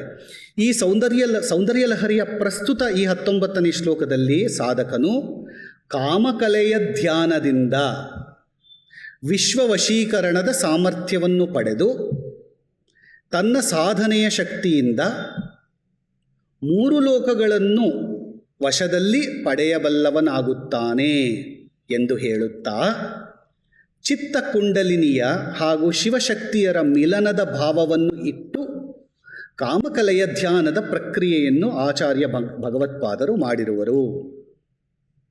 ಮೂಲ ಶ್ಲೋಕಕ್ಕೆ ಹೋದಾಗ, ಮುಖಂ ಬಿಂದುಂ ಕೃತ್ವ ಕುಚಯುಗ ಮದಸ್ತಸ್ಯ ತದಧೋ ಹರಾರ್ಧಂ ಧ್ಯಾಯೇದ್ಯೋ ಹರಮಹಿಷಿ ತೇ ಮನ್ಮತ ಕಲಾಂ ಸ ಸದ್ಯಃ ಸಂಕ್ಷೋಭಂ ನಯತಿ ವನಿತಾ ಇತ್ಯತಿ ಲಘು ತ್ರಿಲೋಕೀಮಪ್ಯಾಶು ಭ್ರಮಯತಿ ರವೀಂದು ಸ್ತನಯುಗಾಂ. ಕಾಂಪ್ಲೆಕ್ಸ್ ಶ್ಲೋಕ. ಆದಿಶಂಕರರು ಹೇಳ್ತಾರೆ, ಪ್ರತಿಪದಾರ್ಥ ನೋಡೋಣ. ಹೇ ಸದಾಶಿವ ಪ್ರಿಯೇ, ಮುಖಂ ತಾನು ಅಪೇಕ್ಷೆ ಪಟ್ಟ ಸ್ತ್ರೀ ಮುಖವನ್ನು ಬಿಂದುಂ ಕೃತ್ವ ಬಿಂದುವನ್ನಾಗಿ ಭಾವಿಸಿ, ತಸ್ಯಾಧಃ ಅದರ ಕೆಳಗಡೆ, ಕುಚಯುಗಂ ಕುಚಯುಗ್ಮಗಳನ್ನು ಭಾವಿಸಿ, ತದಧಃ ಆ ಕುಚಯುಗ್ಮಗಳ ಕೆಳಗೆ, ಹರಾರ್ಧಂ ಸದಾಶಿವನ ಶಕ್ತಿರೂಪವಾದ ತ್ರಿಕೋಣವನ್ನು ಭಾವಿಸಿ, ತೇ ಈ ಮೂರು ಸ್ಥಳಗಳಲ್ಲಿಯೂ ನಿನ್ನ ಮನ್ಮಥ ಕಲಾಂ ಕಾಮರಾಜ ಬೀಜವನ್ನು ಯಹ ಯಾವ ಸಾಧಕನು ಧ್ಯಾಯೇತ್ ಧ್ಯಾನಿಸುತ್ತಾನೋ ಸಹ ಆ ಸಾಧಕನು ಸದ್ಯ ಕೂಡಲೇ ವನಿತಾ ಅಪೇಕ್ಷಿತ ವನಿತೆಯರನ್ನು ಸಂಕ್ಷೋಭಂ ನಯತಿ ಚಂಚಲಗೊಳಿಸುವನು. ಇತಿಯತ್ ಹೀಗೆನ್ನುವ ವಿಚಾರವು ಏನಿದೆಯೋ ಅದು ಅತಿ ಲಘು ತೀರಾ ಸಾಮಾನ್ಯವಾದುದು. ರವೀಂದು ಸ್ತನಯುಗಾಂ ಏಕೆಂದರೆ ಸೂರ್ಯಚಂದ್ರರೇ ಸ್ತನವಾಗಿರುವ ತ್ರಿಲೋಕೀಮಪಿ ಮೂರು ಲೋಕಗಳನ್ನು ಕೂಡ ಆಶು ಶೀಘ್ರವಾಗಿ ಭ್ರಮಯತಿ ಮೋಹಗೊಳಿಸುವನು. ಭಾವಾರ್ಥವನ್ನು ನೋಡೋಣ. ಆದಿಶಂಕರರು ಭಗವತಿಯನ್ನು ಈ ರೀತಿಯಲ್ಲಿ ಪ್ರಾರ್ಥನೆ ಮಾಡ್ತಾ ಇದ್ದಾರೆ. ಹೇ ಭಗವಾನ್ ಶಂಕರನ ಪಟ್ಟಮಹಿಷಿಯೇ, ಬಿಂದು ಸ್ಥಾನದಲ್ಲಿ ಮುಖದ ಧ್ಯಾನವನ್ನು ಮಾಡಿ ಆ ಮುಖದ ಕೆಳಗೆ 2 ಸ್ತನಗಳನ್ನು ಸ್ಥಿತ ಮಾಡಿ ಪುನಃ ಆ ಕುಚಯುಗ್ಮದ ಕೆಳಗೆ ಸದಾಶಿವನ ಶಕ್ತಿಭೂತ ತ್ರಿಕೋಣದ ಅರ್ಥಾತ್ ಯೋನಿಯ ಈ ಪ್ರಕಾರವಾಗಿ ನಿನ್ನ ಮನ್ಮಥ ಕಲೆಯ ಅರ್ಥಾತ್ ಕಾಮಕಲಾ ಎನ್ನುವ ಈ ಕಾರ ಆ ಈ ಇದೆಯಲ್ಲ, ಈ ಕಾರದ ಚಿಂತನವನ್ನು ಅರ್ಥಾತ್ ಧ್ಯಾನವನ್ನು ಯಾವ ಸಾಧಕನು ಮಾಡುವನೋ ಆ ತತ್ ಕ್ಷಣದಲ್ಲಿಯೇ ಸ್ತ್ರೀಯರಲ್ಲಿ ಕ್ಷೋಭೆಯನ್ನು ಹುಟ್ಟುಹಾಕುತ್ತಾನೆ. ಈ ಮಾತು ಅತ್ಯಂತ ತುಚ್ಛ ಅಥವಾ ಸಾಮಾನ್ಯವಾದ ವಿಷಯ. ಆದರೆ ಅವನು ಅರ್ಥಾತ್ ಆ ಸಾಧಕನು ಸೂರ್ಯ ಚಂದ್ರ ಹಾಗೂ ಸಮಸ್ತರೇ ಅಂದರೆ ಎಲ್ಲರೂ ಸ್ತನಗಳಾಗಿರುವ ತ್ರಿಲೋಕವನ್ನು ಬಹಳ ಶೀಘ್ರದಲ್ಲಿಯೇ ಸಂಕ್ಷುಬ್ಧ ಮಾಡಿಬಿಡುತ್ತಾನೆ. ಏನೂ ಅರ್ಥ ಆಗಲ್ಲ, ಅರ್ಥ ಆದರೂ ಏನೇನೋ ಅರ್ಥ ಆಗತ್ತೆ ಅಲ್ವಾ? ಇದು ಆದಿಶಂಕರರ ಅತ್ಯಂತ ಕ್ಲಿಷ್ಟವಾದ ಸಮಸ್ಯೆ. ಸ್ಥೂಲ ರೂಪದಲ್ಲಿ ಯಾರು ಏನು ಬೇಕಾದ್ರೂ ಅಂದ್ಕೊಳ್ಳಿ, ಅದಕ್ಕೆ ನಾವಿಲ್ಲಿ ಕೂತಿಲ್ಲ. ಇಲ್ಲಿ ಮುಖ ಎಂದರೆ ಬಿಂದು ಅಂತ ಅರ್ಥ. ಸ್ತನ 2 ಕುಚಗಳು ಎಂದರೆ ವಿಸರ್ಗ ಅಂತ ಅರ್ಥ. ಹೇಳ್ತೀನಿ, ಆ ಈ ಉ ಇದೆಯಲ್ಲ, ಅದರಲ್ಲಿ ಅಂತ ಬರುತ್ತೆ. ಸಂಸ್ಕೃತದಲ್ಲಿ ತಗೊಳ್ಳಿ, ಹೀಗೆ ಬರೆದು ಅಂತ ಬರಿತೀವಿ. ಹಾಗೆ ಒಂದು ಡಾಟ್ ಇಡ್ತೀವಿ, ಬಿಂದು. ಆ ಬಿಂದುವನ್ನು ತೆಗೆದುಕೊಂಡು ಮುಖಂ ಬಿಂದು ಕೃತು ಆ ಬಿಂದುನ ಧ್ಯಾನ ಮಾಡು. ಆಮೇಲೆ ಅದರ ಕೆಳಗಡೆ ಆದಮೇಲೆ ಅಹ ಇದೆಯಲ್ಲ, ಅದರಲ್ಲಿ ಏನು ಅಹ ಬಂದಾಗ ಹೀಗೆ ಬಂದು 2 ವಿಸರ್ಗ ಬರುತ್ತೆ. ಆ ವಿಸರ್ಗ ಒಂದು ಬಿಂದು 2 ವಿಸರ್ಗ ಇಡು. ಹೀಗೆ ಇದು ಬರೋದು ಅರ್ಥ, ಒಳಗಡೆದು ಅರ್ಥ. ಅವಾಗ ಏನಾಗುತ್ತೆ ನಿಮಗೆ, ಇದನ್ನು ಹಿಂಗೆ ಸೇರಿಸಿದಾಗ ಒಂದು ಟ್ರಯಾಂಗಲ್ ಆಗುತ್ತೆ ಅಲ್ವಾ? ಇದು ಒಂದು ತ್ರಿಕೋಣ. ಇದರ ಕೆಳಗಡೆ ಇನ್ನೊಂದು ಬಿಂದುವನ್ನು ಇಡು. ಅವಾಗ ಏನಾಗುತ್ತೆ, ಆ ಟ್ರಯಾಂಗಲ್ ಹೀಗೆ ಒಂದು ಟ್ರಯಾಂಗಲ್ ಆಗುತ್ತೆ. ಒಂದು ಈ ಥರ ಟ್ರಯಾಂಗಲ್, ಒಂದು ಈ ಥರ ಟ್ರಯಾಂಗಲ್. ಅದನ್ನು ಜಾಯಿನ್ ಮಾಡಿದ್ರೆ ಏನಾಯಿತು, ನನಗೆ ಒಂದು ಸ್ಟಾರ್ ಬರುತ್ತೆ. ಒಂದು ಈ ಟ್ರಯಾಂಗಲ್, ಒಂದು ಈ ಟ್ರಯಾಂಗಲ್, ಸ್ಟಾರ್ ಬರುತ್ತೆ. ಅದರ ಮಧ್ಯದಲ್ಲಿ ಒಂದು ಹೆಕ್ಸಗನ್ ಬರುತ್ತೆ. ಅದ್ರ ಬಗ್ಗೆ ಮಾತಾಡ್ತಿದ್ದಾರೆ. ಅದು ಒಂದು ಶ್ರೀಚಕ್ರದ ಒಂದು ಸಂಕೇತ. ಜೊತೆಗೆ ಒಂದು ಪ್ರೋಟಾನ್, ನ್ಯೂಟ್ರಾನ್, ಆಟಮ್ ಅಂತ ನೋಡಿದಾಗ ಹೀಗೆ ಇರೋದು. ನಾವು ಮಹಾಲಕ್ಷ್ಮಿ ಮಂದಿರ ಅಥವಾ ವೈಷ್ಣೋದೇವಿ ಎಲ್ಲಿ ಹೋಗಿದ್ದರೂ ದೇವಿಗೆ 3 ಸ್ವರೂಪ ಇದೆ: ಸರಸ್ವತಿ, ಮಹಾಲಕ್ಷ್ಮಿ, ಮಹಾಕಾಳಿ. ಬ್ರಹ್ಮ, ವಿಷ್ಣು, ಮಹೇಶ್ವರ 3 ಶಕ್ತಿಯರು. ಈ 3 ಶಕ್ತಿಯರು ಬಂದು ಇಲ್ಲಿ ಕುತ್ಕೋತಾರೆ. ಅಂದರೆ ಸೃಷ್ಟಿಯ ಯಾವುದೇ ಒಂದು ಜನನವಾಗಬೇಕಾದರೆ ಹೀಗೆ ಬರಬೇಕು. ಒಂದು ಪಾರ್ಟಿಕಲ್, ಒಂದು ಆ್ಯಂಟಿ ಪಾರ್ಟಿಕಲ್, ಏನೇ ಒಂದು ಬರಬೇಕಾದ್ರೂ ಈ ರೀತಿಯಲ್ಲಿ ಜನನ ಆಗಬೇಕು. ಒಂದು ಬಿಂದು, ಅದರ ಕೆಳಗೆ 2 ವಿಸರ್ಗ ಆದಾಗ ಒಂದು ಟ್ರಯಾಂಗಲ್ ಆಗುತ್ತೆ. ಅದರ ಕೆಳಗಡೆ ಇನ್ನೊಂದು ಬಿಂದು ಬರುತ್ತೆ. ಆ ಬಿಂದು ಇದೆಯಲ್ಲ, ಕೆಳಗಡೆ ಬಿಂದು, ಆ ಬಿಂದುವನ್ನೇ ಯೋನಿ ಅಂತ ಕರೆಯೋದು. ಸೊ ಅದು ಪ್ರಜನನ ಕ್ರಿಯೆಗೆ ಬರುತ್ತೆ. ಯಾಕಂದರೆ ಈ ಬಿಂದುವು ಮೊದಲ ಬಿಂದುವು ಪರಬ್ರಹ್ಮ ಸ್ವರೂಪ, 2 ಬಿಂದು ಇರೋದು ಶಿವಶಕ್ತಿ. ಇವರಿಬ್ಬರ ಸಮಾಗಮವಾದಾಗ ಒಂದು ಬ್ರಹ್ಮಾಂಡವೆನ್ನುವ ಕ್ರಿಯೆಯ ಜನನ ಆಗಕ್ಕೆ ಒಂದು ಯೋನಿ ಅನ್ನೋದು ಸಾಧ್ಯವಾಗತ್ತೆ. ಆ ಯೋನಿಯ ಪ್ರತೀಕವೇ ಈ ಬಿಂದು. ಅದು ದೇವಿಯ ಮಹಾ ಯೋನಿ. ಅದು ಯೋನಿ ಹೀಗಿರುತ್ತಲ್ಲ ಶೇಪು, ಹಾಗೆ ಇವೆರಡೂ ಸೇರಿದಾಗ ಒಂದು ಡೈಮಂಡ್ ಥರ ತಗೋಬೋದು. ಇಲ್ಲ ಅದನ್ನು ಎರಡನ್ನೂ ಹೀಗೆ ಸೇರಿಸಿದಾಗ ಒಂದು ಸ್ಟಾರ್ ಆಗುತ್ತೆ. ಆ ಸ್ಟಾರ್ ಮಧ್ಯದಲ್ಲಿ ಯಾವುದಿರುತ್ತಲ್ಲ ಅದೇ ಮಹಾಬಿಂದು ಅಂತ ಬರುತ್ತೆ. ಅದೆಲ್ಲ ಎಕ್ಸ್ಪ್ಲೇನ್ ಮಾಡ್ಕೊಂಡು ಬರ್ತೀನಿ ನಿಧಾನಕ್ಕೆ. ಸೊ ಈ ಕೆಳಗಡೆ ಇರುವ ಯೋನಿ ರೂಪದಲ್ಲಿರುವ ಕಲೆಗೆ ಹಾರ್ದ ಕಲಾ ಅಂತ ಕರೆದಿದ್ದಾರೆ. ಹಾರ್ದ ಅಂತಂದರೆ ಹರಾರ್ಧಂ ತೇ ಮನ್ಮಥ ಕಲಾಂ ಅಂತ ಇಲ್ಲಿ ಬರುತ್ತೆ ಶಬ್ದ. ಹರಾರ್ಧಂ ಅಂದರೆ ಶಿವನ ಅರ್ಧ ಕಲೆ. ಶಿವ ಪುರುಷ, ಅವನ ಅರ್ಧ ಕಲೆ ಅಂದರೆ ಅವನ ಅರ್ಧ ಕಲೆಯಾದ ನಿನ್ನ ಯೋನಿ ಅಂತ ಹೇಳಿದ ಹಾಗಾಯಿತು. ಅಷ್ಟು ಸೀಕ್ರೆಟ್ಟಾಗಿ ಹೇಳ್ತಾ ಇದ್ದಾರೆ ಆದಿಶಂಕರರಲ್ಲಿ. ನಿನ್ನ ಯೋನಿ ಅಂದ್ರೇನು? ತಾಯಿ, ನೀನು ಬ್ರಹ್ಮಾಂಡ ಜನನಿ. ನಿನ್ನ ಯೋನಿ ಅಂದರೆ ಇನ್ನೊಂದು ಅರ್ಥ ಏನು? ಶ್ರೀಚಕ್ರದಲ್ಲಿರುವ ಬಿಂದು, ಅದಾದ ಮೇಲೆ ಒಂದು ಅದರ ಆಚೆ ಇರುವ ತ್ರಿಕೋಣ, ಆ ತ್ರಿಕೋಣದಲ್ಲೇ ಬ್ರಹ್ಮಾಂಡವೆಲ್ಲವೂ ಇದೆ. ಅಂದರೆ ನಾವು ಅವಳ ಮಹಾಯೋನಿಯಲ್ಲೇ ಇನ್ನೂ ಸ್ಥಿತವಾಗಿದ್ದೀವಿ. 36 ತತ್ವಗಳಿಂದ ಕೂಡಿದಂತಹ ಇಡೀ ಬ್ರಹ್ಮಾಂಡ ಆ ತ್ರಿಕೋಣದಲ್ಲೇ ಇದೆ.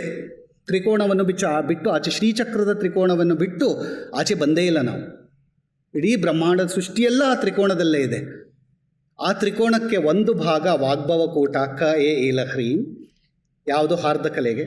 ಇನ್ನೊಂದು ಭಾಗ ಹಸಕಾಲ ಹ್ರೀಂ ಕಾಮರಾಜಕೂಟ, ಇನ್ನೊಂದು ಶಕ್ತಿಕೂಟ. ಈ 3 ಕೂಟಗಳಿಂದ ಕೂಡಿದ್ದ ಒಂದು ಹಾರ್ದಕಲೆ, ಅದರ ಮೇಲೆ ಇರುವ 2 ವಿಸರ್ಗ, ಅದರ ಮೇಲೆ ಇರುವ ಒಂದು ಬಿಂದು, ಇದರ ಧ್ಯಾನವನ್ನು ಮಾಡು. ಇದು ಎಂಟೈರ್ ಥಿಂಗು, ಇದೆಲ್ಲ ಸೇರಿ ಕಾಮಕಲೆ. ಅರ್ಥ ಆಗ್ತಿದೆ ಅಲ್ವಾ?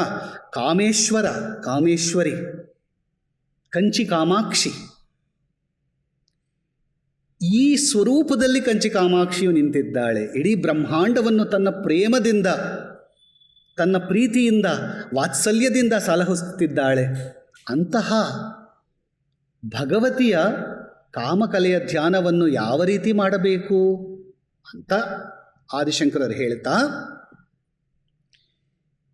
ಹೀಗೆ ಧ್ಯಾನ ಮಾಡುವ ಸಾಧಕನು ಸ್ತ್ರೀಯರನ್ನು ಸಂಕ್ಷೋಭಣೆ ಮಾಡುವುದರಲ್ಲಿ ಆಶ್ಚರ್ಯವೇ ಇಲ್ಲ ಅನ್ನೋ ಒಂದು ಮಾತು ಹೇಳಿದ್ದಾರೆ. ಅದು ಬಿಟ್ಟು ತ್ರಿಲೋಕಿಯನ್ನು ಅವನು ಸಂಕ್ಷೋಭ ಮಾಡುತ್ತಾನೆ. ತ್ರಿಲೋಕಿ ಎಂದರೆ ಯಾರು ಅಂದರೆ 3 ಲೋಕಗಳ ಒಡೆಯನಾದ ಪರಮೇಶ್ವರ. ಈ 3 ಲೋಕಗಳು ಯಾವುದು? ಜಾಗೃತ್, ಸ್ವಪ್ನ, ಸುಷುಪ್ತಿ ಅಂತ ತಗೋಬಹುದು ಅಲ್ವಾ? ಹಾಗೆ ಈ 3 ಲೋಕಗಳ ತ್ರಿಪುರಾಂತಕನಾದ ಭಗವಂತನ ಹೆಂಡತಿಯಾದ ತ್ರಿಪುರ ಸುಂದರಿಗೆ ತ್ರಿಲೋಕಿ ಅಂತ ಕರೆಯೋದು. ಈ ತ್ರಿಲೋಕಿಯನ್ನು ಕೂಡ ಅವನು ಸಂಕ್ಷೋಭ ಮಾಡುತ್ತಾನೆ. ಅಂದರೆ ತ್ರಿಲೋಕಿಯನ್ನು ಕೂಡ ಅವನು ಮೆಚ್ಚಿಸುತ್ತಾನೆ ಆ ಸಾಧಕ. ಅಂದರೆ ಅವನಿಗೆ ಶಿವತ್ವದ ಒಂದು ಭಾವನೆಯು ಬರುತ್ತದೆ. ಅಂದರೆ ಅವನು ಸಾಲೋಕ್ಯವನ್ನು ತಲುಪುತ್ತಾನೆ, ಸಾಯುಜ್ಯವನ್ನು ತಲುಪುತ್ತಾನೆ ಎನ್ನುವ ಒಂದು ಭಾವ ಇದೆ. ನಾವು 18 ಶ್ಲೋಕಗಳ ಅನುಸಂಧಾನ ಮಾಡದೇ ಹೋಗಿದರೆ ಈ ಶ್ಲೋಕ ಕಷ್ಟ ಆಗ್ತಿತ್ತು ಅಲ್ವಾ? 18 ಶ್ಲೋಕಗಳನ್ನು ನಾವು ಕಷ್ಟಪಟ್ಟು ಅರ್ಥ ಮಾಡ್ಕೊಂಡು ಬಂದಿದ್ದೀವಿ. ಅದಕ್ಕೆ 19ನೇ ಶ್ಲೋಕ ಸ್ವಲ್ಪ ಒಳಗೆ ಹೋಗೋದಕ್ಕೆ ಸಾಧ್ಯ. ಸೌಂದರ್ಯ ಲಹರಿನ ನಾವು ಈ ರೀತಿಯಲ್ಲಿ ಭಗವತಿಯ ಸೌಂದರ್ಯವನ್ನು ಅರ್ಥ ಮಾಡ್ಕೋಬೇಕು. ಇದು ಪಾರಮಾರ್ಥಿಕವಾದ ಸೌಂದರ್ಯ. ತಂತ್ರ ಎಂದರೆ ಈ ರೀತಿಯಲ್ಲಿ ನಮಗೆ ಸಿಗುತ್ತೆ. ಈಗ ಈ ಶ್ಲೋಕದ ಒಳಗೆ ಹೋಗೋಣ.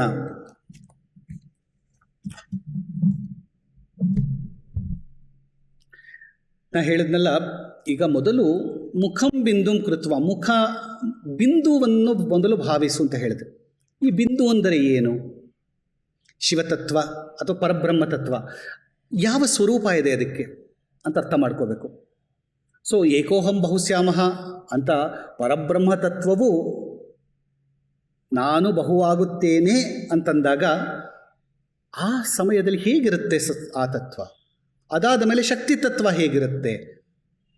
ಅದಾದ ಮೇಲೆ ಒಂದು ಮಹಾಬಿಂದು ಆಗುತ್ತೆ, ಕಾಮಕಲೆ ಆಗುತ್ತೆ. ಇದಕ್ಕೆಲ್ಲ ಶ್ಲೋಕಗಳಿದೆ. ಸೊ ಸೌಂದರ್ಯ ಲಹರಿಲಿ ಒಂದು ಫಾರ್ಮುಲಾ ರೂಪದಲ್ಲಿ ಇಟ್ಬಿಟ್ರು. ಆದರೆ ನಾವು ಇದನ್ನು ಅನುಸಂಧಾನ ಮಾಡಬೇಕು.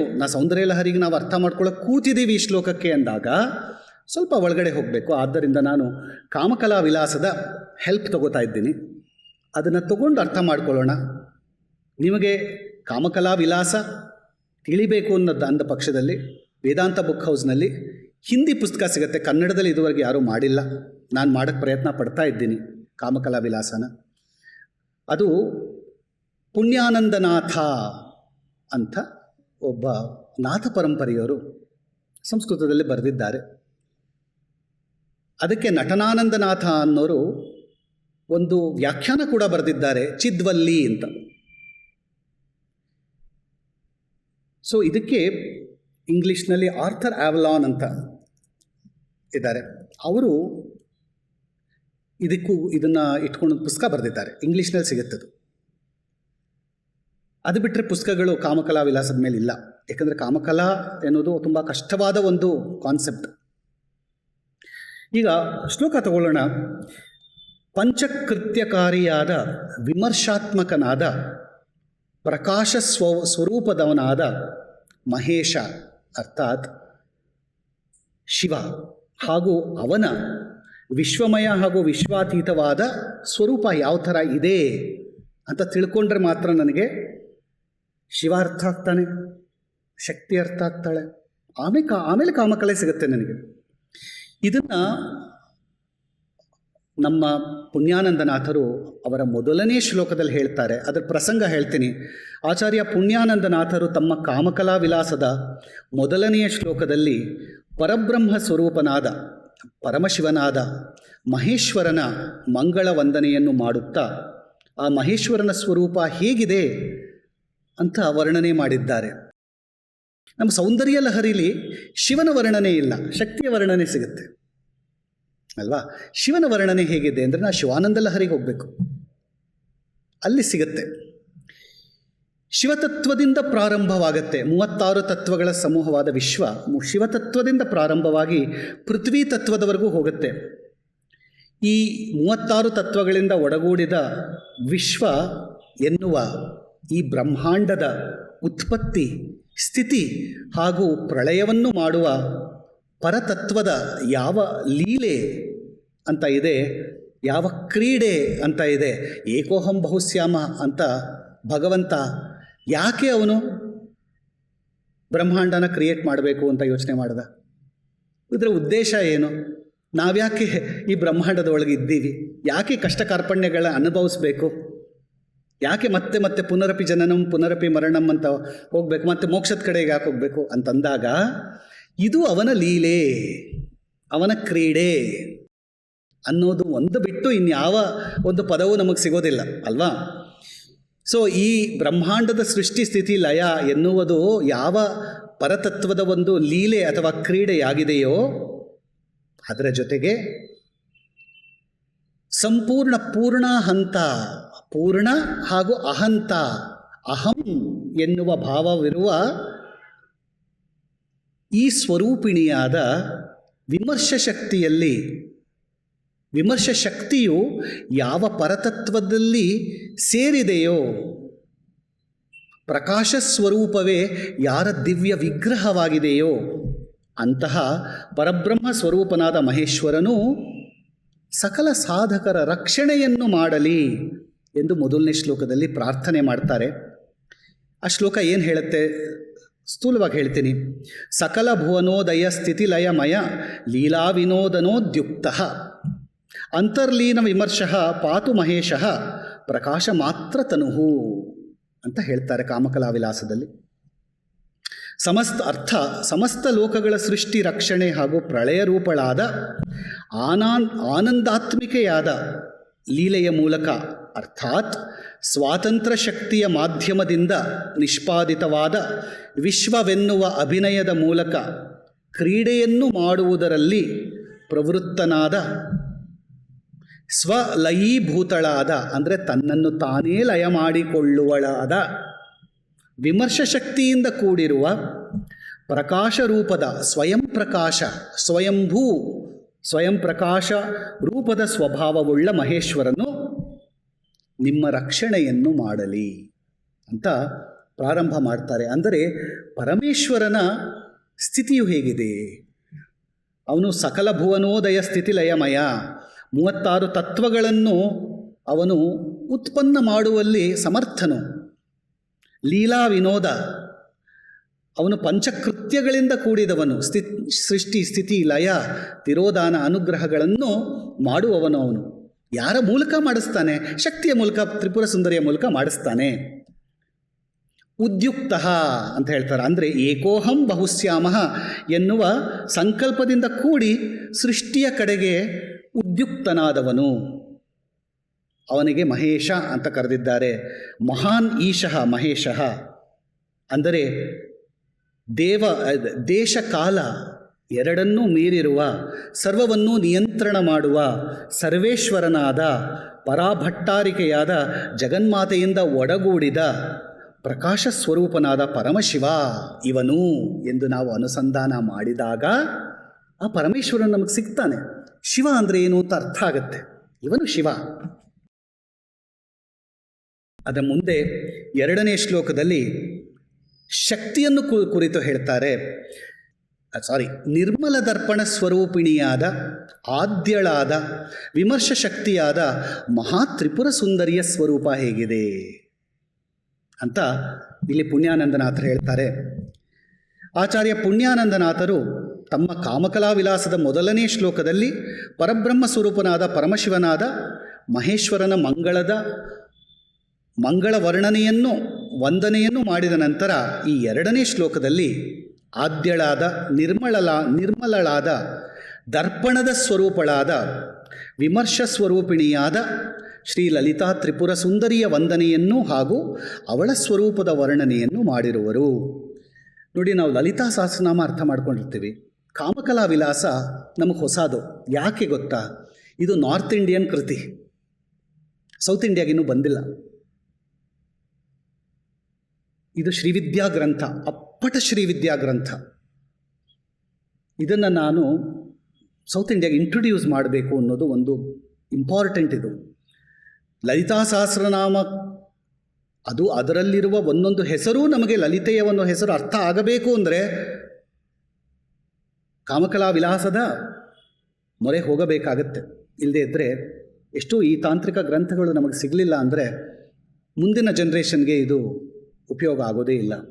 ಆ ಕಾರಣದಿಂದ ಇದನ್ನು ಸ್ವಲ್ಪ ನಾನು ಒಂದು 3-4 ಶ್ಲೋಕ ತಗೊಂಡು ನಿಮಗೆ ಹೇಳಿದಾಗ ಹೌದು, ಕಾಮಕಲಾ ವಿಲಾಸ ಅಂತಲೂ ಒಂದಿದೆ. ಭಗವತಿಯ ಕಾಮಕಲೆಯನ್ನು ನಾವು ಅನುಸಂಧಾನ ಮಾಡಬೇಕಾದಲ್ಲಿ 19ನೇ ಶ್ಲೋಕ ಅರ್ಥ ಮಾಡಿಕೊಂಡಾಗ ಕಾಮಕಲೆ ಹೀಗೆ ಸಿಗತ್ತೆ ನಮಗೆ. ಮುಂದೆ ಹೋಗೋಣ. ಆದಿಶಕ್ತಿಯಾದ, ಪರಾಭಟ್ಟಾರಿಕಳಾದ ಭಗವತಿಯಾದ ತ್ರಿಪುರ ಸುಂದರಿಯು ನಿತ್ಯಾನಂದಮಯಳು. ಅಂದರೆ ನಿತ್ಯ ಅಂದರೆ ಸದಾಕಾಲ, ಯಾವಾಗಲೂ ಆನಂದಮಯಳು. ಶಿವಶಕ್ತಿಯರು ಜೊತೆಗಿದ್ದಾಗ ಅವರು ಐಕ್ಯ ಭಾವದಲ್ಲಿ ಆನಂದಮಯವಾಗಿರ್ತಾರೆ. ಆ ಆನಂದಮಯವಾದ ಸ್ವರೂಪ ಯಾವಾಗ ಶಿವಶಕ್ತಿಯರ ಜೊತೆಗೆ ಇದ್ದಾಗ, ಅದಕ್ಕೆ ನಾವು ಕುಂಡಲಿನಿಯನ್ನು ಮೇಲಕ್ಕೆ ಕರೆದುಕೊಂಡು ಹೋಗಿ ಶಿವನ ಜೊತೆ ಸೇರಿದಾಗ ಅವಳು ನಿತ್ಯಾನಂದಮಯ ರೂಪಳಾಗಿದ್ದಾಗ ಆ ಆನಂದವನ್ನು ಸಾಧಕನು ಅನುಭವಿಸ್ತಾನೆ ಸಹಸ್ರಾರ ಚಕ್ರದಲ್ಲಿ ಅನ್ನುವುದಕ್ಕೆ ಸೌಂದರ್ಯ ಲಹರಿ ಬರೆದಿದ್ದಾರೆ. ಆದ್ದರಿಂದ ಅವಳು ನಿತ್ಯಾನಂದಮಯಳು, ಅವಳಿಗಿಂತಲೂ ಅಧಿಕವಾದದ್ದು ಯಾವುದೂ ಇಲ್ಲ, ಹಾಗೂ ಅವಳ ಸಮಕ್ಷತೆಯಲ್ಲಿ ಯಾರೂ ಇಲ್ಲ. ಅಂದರೆ ಅವಳಿಗಿಂತ ಅಧಿಕವಾದದ್ದು ಯಾವುದೂ ಇಲ್ಲ, ಅವಳ ಮುಂದೆ ನಿಂತುಕೊಳ್ಳೋರು ಯಾರೂ ಇಲ್ಲ ಶಿವನೊಬ್ಬನನ್ನು ಬಿಟ್ಟು. ಇದನ್ನೇ ನಾವು ಹೇಳಿದ್ದು 2ನೇ ಶ್ಲೋಕದಲ್ಲಿ ಹೇಳ್ತೀವಲ್ಲ, ತನೀಯಾಂ ಸಂಪಾಂಸಂ. ನಿನ್ನ ಪಾದದ ಧೂಳಿನ ಕಣವನ್ನು ತೆಗೆದುಕೊಂಡು ಬ್ರಹ್ಮಾಂಡ ರಚನೆ ಮಾಡಿದ. ಅಂದರೆ ನಿನ್ನ ಮುಂದೆ ಯಾರೂ ನಿಂತ್ಕೊಳ್ಳೋಕ್ಕಾಗಲ್ಲ, ಎಲ್ಲರೂ ನಿನ್ನ ಪಾದದ ಕೆಳಗೆ ಬಿದ್ದಿದ್ದಾರೆ. ಅದನ್ನು ಇಲ್ಲಿ ಇನ್ನೊಂದು ಅರ್ಥದಲ್ಲಿ ಹೇಳ್ತಾರೆ. ಹಾಗೂ ಅವಳ ಸಮಕ್ಷತೆಯಲ್ಲಿ ಯಾರೂ ಇಲ್ಲ. ದೃಶ್ಯಮಾನವಾದ ಸಕಲ ಚರಾಚರ ವಿಶ್ವದ ಜನ್ಮಧಾತ್ರಿಯಾದ ಜಗನ್ಮಾತೆಯಲ್ಲಿ ಸ್ವಯಂ ಪ್ರಕಾಶ ಸ್ವರೂಪನಾದ ಪರಶಿವನೂ ಕೂಡ ಸ್ಫುರಣಶೀಲಳಾದ ವಿಮರ್ಶರೂಪಿಣಿಯಾದ ಆದರ್ಶದಲ್ಲಿ ಅರ್ಥಾತ್ ದರ್ಪಣದಲ್ಲಿ ತಾನೇ ತನ್ನ ಪ್ರತಿಬಿಂಬವನ್ನು ನೋಡಿಕೊಂಡು ತನ್ನ ಸ್ವಸ್ವರೂಪದ ಜ್ಞಾನವನ್ನು ಪಡೆದುಕೊಳ್ಳುತ್ತಾನೆ ಎಂದು ಹೇಳಿದ್ದಾರೆ. ಅರ್ಥಾತ್ ಇದು ತುಂಬ ಮುಖ್ಯವಾದ ವಿಚಾರ. ಅವಳನ್ನು ದರ್ಪಣ ಅಂತ ಕರೆದರು. ಇದು ಶ್ರೀವಿದ್ಯೆಯಲ್ಲಿ ಮಾತ್ರ ಸಿಗುತ್ತೆ. ವರಿವರ್ಸ್ಯ ರಹಸ್ಯ ಅಂತ ನಮ್ಮ ಭಾಸ್ಕರರಾಯರು ಒಂದು ಕೃತಿಯನ್ನು ಬರೆದಿದ್ದಾರೆ. ಅದರಲ್ಲೂ ಹೇಳ್ತಾರೆ ಜಗನ್ಮಾತೆಯು ದರ್ಪಣ ಸ್ವರೂಪಳು. ಅಂದರೆ ಅವಳು ದರ್ಪಣ ಅಂದರೆ ಕನ್ನಡಿ. ಅವಳು ಕನ್ನಡಿಯ ಸ್ವರೂಪ. ಅಂದರೆ ಶಿವನು ತಾನು ಯಾರು ಅಂತ ತಿಳ್ಕೋಬೇಕಾದ್ರೆ ಅವಳ ಮೂಲಕವೇ ಅವನು ತಿಳ್ಕೋಬೇಕು. ನಾನು ಶಿವ ಅಂತ. ಅಹಂ ಅಂತ ಅವನಿಗೆ ಅರ್ಥವಾಗಬೇಕಾದ್ರೆ, ನಾನು ಅನ್ನೋ ಭಾವನೆ ಅವನಿಗೆ ಬರಬೇಕಾದ್ರೆ ಅದೇ ಅಹಂಭಾವ ಅಂತ ಹೇಳೋದು. ಅಹಂಕಾರ. ಶಿವನಿಗೆ ಅಹಂಕಾರ, ನಾನು ಶಿವ ಅಂತ ಅವನಿಗೆ ಅರ್ಥವಾಗಬೇಕಾದ್ರೆ ಅವನ ಮುಂದೆ ಅವಳು ನಿಂತ್ಕೋಬೇಕಲ್ಲ ಅಲ್ವಾ? ಸೊ ನಾನೇ ಶಿವ ಅಂತ ಅವನಿಗೆ ಗೊತ್ತಿರಲ್ಲ. ಅದಕ್ಕೆ ಅವನು ಏಕೋಹಂ ಬಹುಶ್ಯಾಮಃ ಅಂತ ಅಂದ್ಕೊಳ್ಳೋದಕ್ಕೆ ಮೊದಲು ಅವರಿಬ್ಬರು ಐಕ್ಯ ಭಾವದಲ್ಲಿರ್ತಾರೆ. ಅವಳು ದರ್ಪಣ ಸ್ವರೂಪಳಾದ್ದರಿಂದಲೇ ಅವನಿಗೆ ನಾನು ಹೀಗಿದ್ದೀನ, ನಾನು ಶಿವ ಅಂತ ಅವನಿಗೆ ಅರ್ಥ ಆಗತ್ತೆ. ಅದಕ್ಕೆ ಅವನಿಗೆ ಅಹಂ. ಅದಕ್ಕೆ ನಾವು ಸೌಂದರ್ಯಲಹರಿ 7ನೇ ಶ್ಲೋಕದಲ್ಲಿ ಹೇಳೋದು ಆಹೋ ಪುರುಷಿಕಾ ಅನ್ನೋ ಪದ ಉಪಯೋಗಿಸಿದ್ದಾರೆ. ಅಂದರೆ ಪರಮೇಶ್ವರನ ಶಿವನ ಅಹಂಕಾರ ಸ್ವರೂಪಿಣಿಯೇ ನೀನೇ ತಾಯೇ. ಅಂದರೆ ದರ್ಪಣ ಸ್ವರೂಪವಾಗಿ ನೀನು ಅವಳ ಮುಂದೆ ನಿಂತಿದ್ದೀಯೇ. ಇದು ಮದುವೆ ಆಗಿರೋ ಪುರುಷರಿಗೂ ಗೊತ್ತಾಗುತ್ತೆ. ತನ್ನ ಹೆಂಡತಿಯ ಮುಂದೆ ಮಾತ್ರ ಪುರುಷನು ಗಂಡ. ಅವನಿಗೆ ತನ್ನ ಪುರುಷತ್ವದ ಭಾವನೆ ಜಾಗೃತವಾಗೋದು ಸ್ತ್ರೀಯ ಮುಂದೆ ಮಾತ್ರ. ಪುರುಷತ್ವ ಅಂದರೆ ನಾನು ಪುರುಷ, ನಾನು ಗಂಡ ಎನ್ನುವ ಭಾವನೆ ಅವನಿಗೆ ಬರಬೇಕಾದರೆ ಅದಕ್ಕೆ ಆಪೋಸಿಟ್ ಆದ ಒಂದು ಶಕ್ತಿ ಇರಲೇಬೇಕು. ಆವಾಗ ಮಾತ್ರ ನನ್ನ ಪುರುಷತ್ವದ ಭಾವನೆ ಅವನಿಗೆ ಜಾಗೃತವಾಗುತ್ತೆ. ಹಾಗೆ ಅದು ನಾನು ಪುರುಷ, ನಾನು ಶಿವ ಅಂತ ಅವನಿಗೆ ಗೊತ್ತಾಗೋದು ಶಕ್ತಿ ಇದ್ದರೆ ಮಾತ್ರ. ಇಲ್ಲದಿದ್ದರೆ ಕಂಪ್ಯಾರಿಟಿವ್ ಆಗಿ ಏನೂ ಇಲ್ಲ ಅವನಿಗೆ, ಖಾಲಿ ವ್ಯಾಕ್ಯೂಮ್. ಆದ್ದರಿಂದ ಅವಳು ವಿಮರ್ಶ ಸ್ವರೂಪಳು. ಅದು ಒಂದು ಭಾವ. ವಿಮರ್ಶ ಅಂದರೆ ಇನ್ನೊಂದು ಅರ್ಥ ಏನು ಅಂದರೆ ರಿಫ್ಲೆಕ್ಷನ್. ಯಾವ ರಿಫ್ಲೆಕ್ಷನ್ ಇದು? ದೃಶ್ಯದ ರಿಫ್ಲೆಕ್ಷನ್ ಅಲ್ಲ, thought reflection. So Shiva is reflecting upon himself.